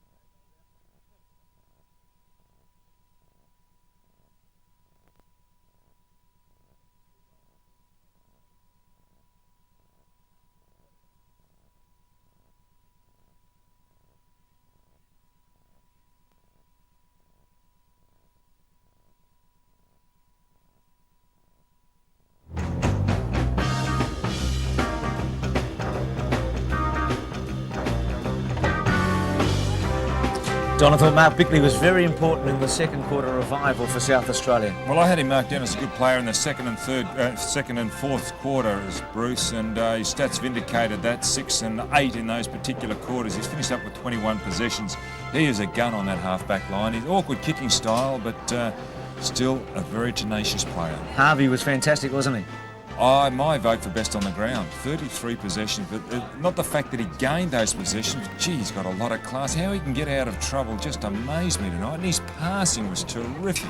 What do you think of Albertson's game? I thought it was a very gutsy game. Andrew didn't figure highly as far as, good players are concerned. He was good in the first quarter when it was tough, and he is a tough player, but he still finished up with 19 and a terrific goal in the second quarter. McGuan?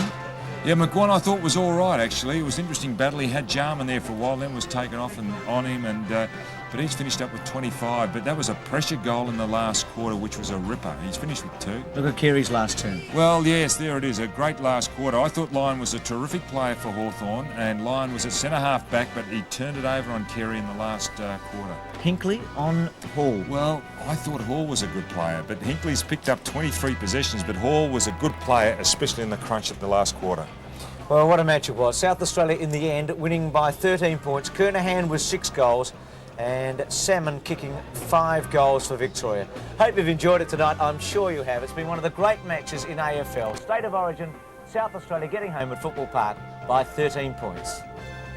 This has been another 7 Sport production, the network of the 1992 Barcelona Olympics.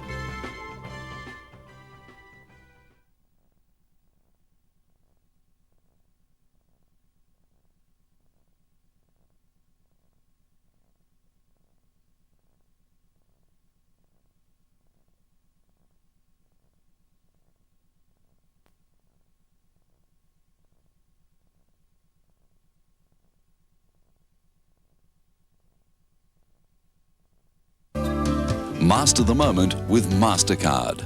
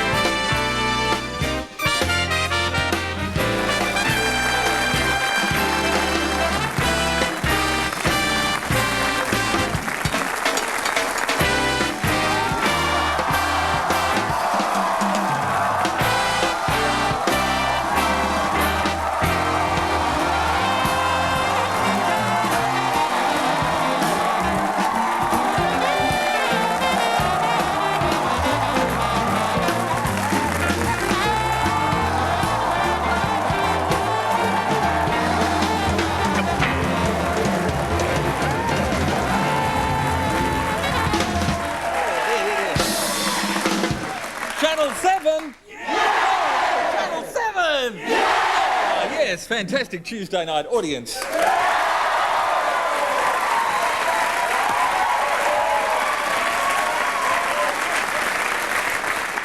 An audience that by any human measure is large, impressive, vast and big. Big is the word I was thinking.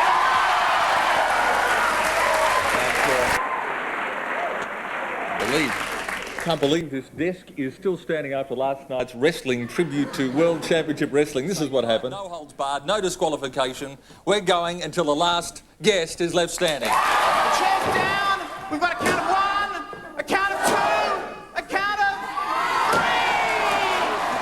3. So you were a giant walking callus? Well, I guess so. Literally a giant walking.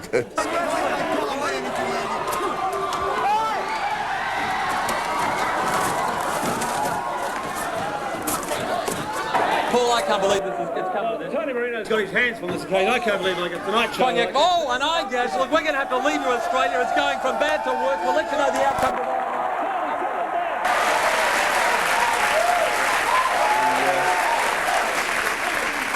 We have the team of Tonight Live furniture surgeons working round the clock, and they got the desk back into one piece, which is phenomenal. I know it looked like polystyrene, but the magic of television. We have a huge lineup. Guest film, television, stage actress, a role in China Beach earned her 3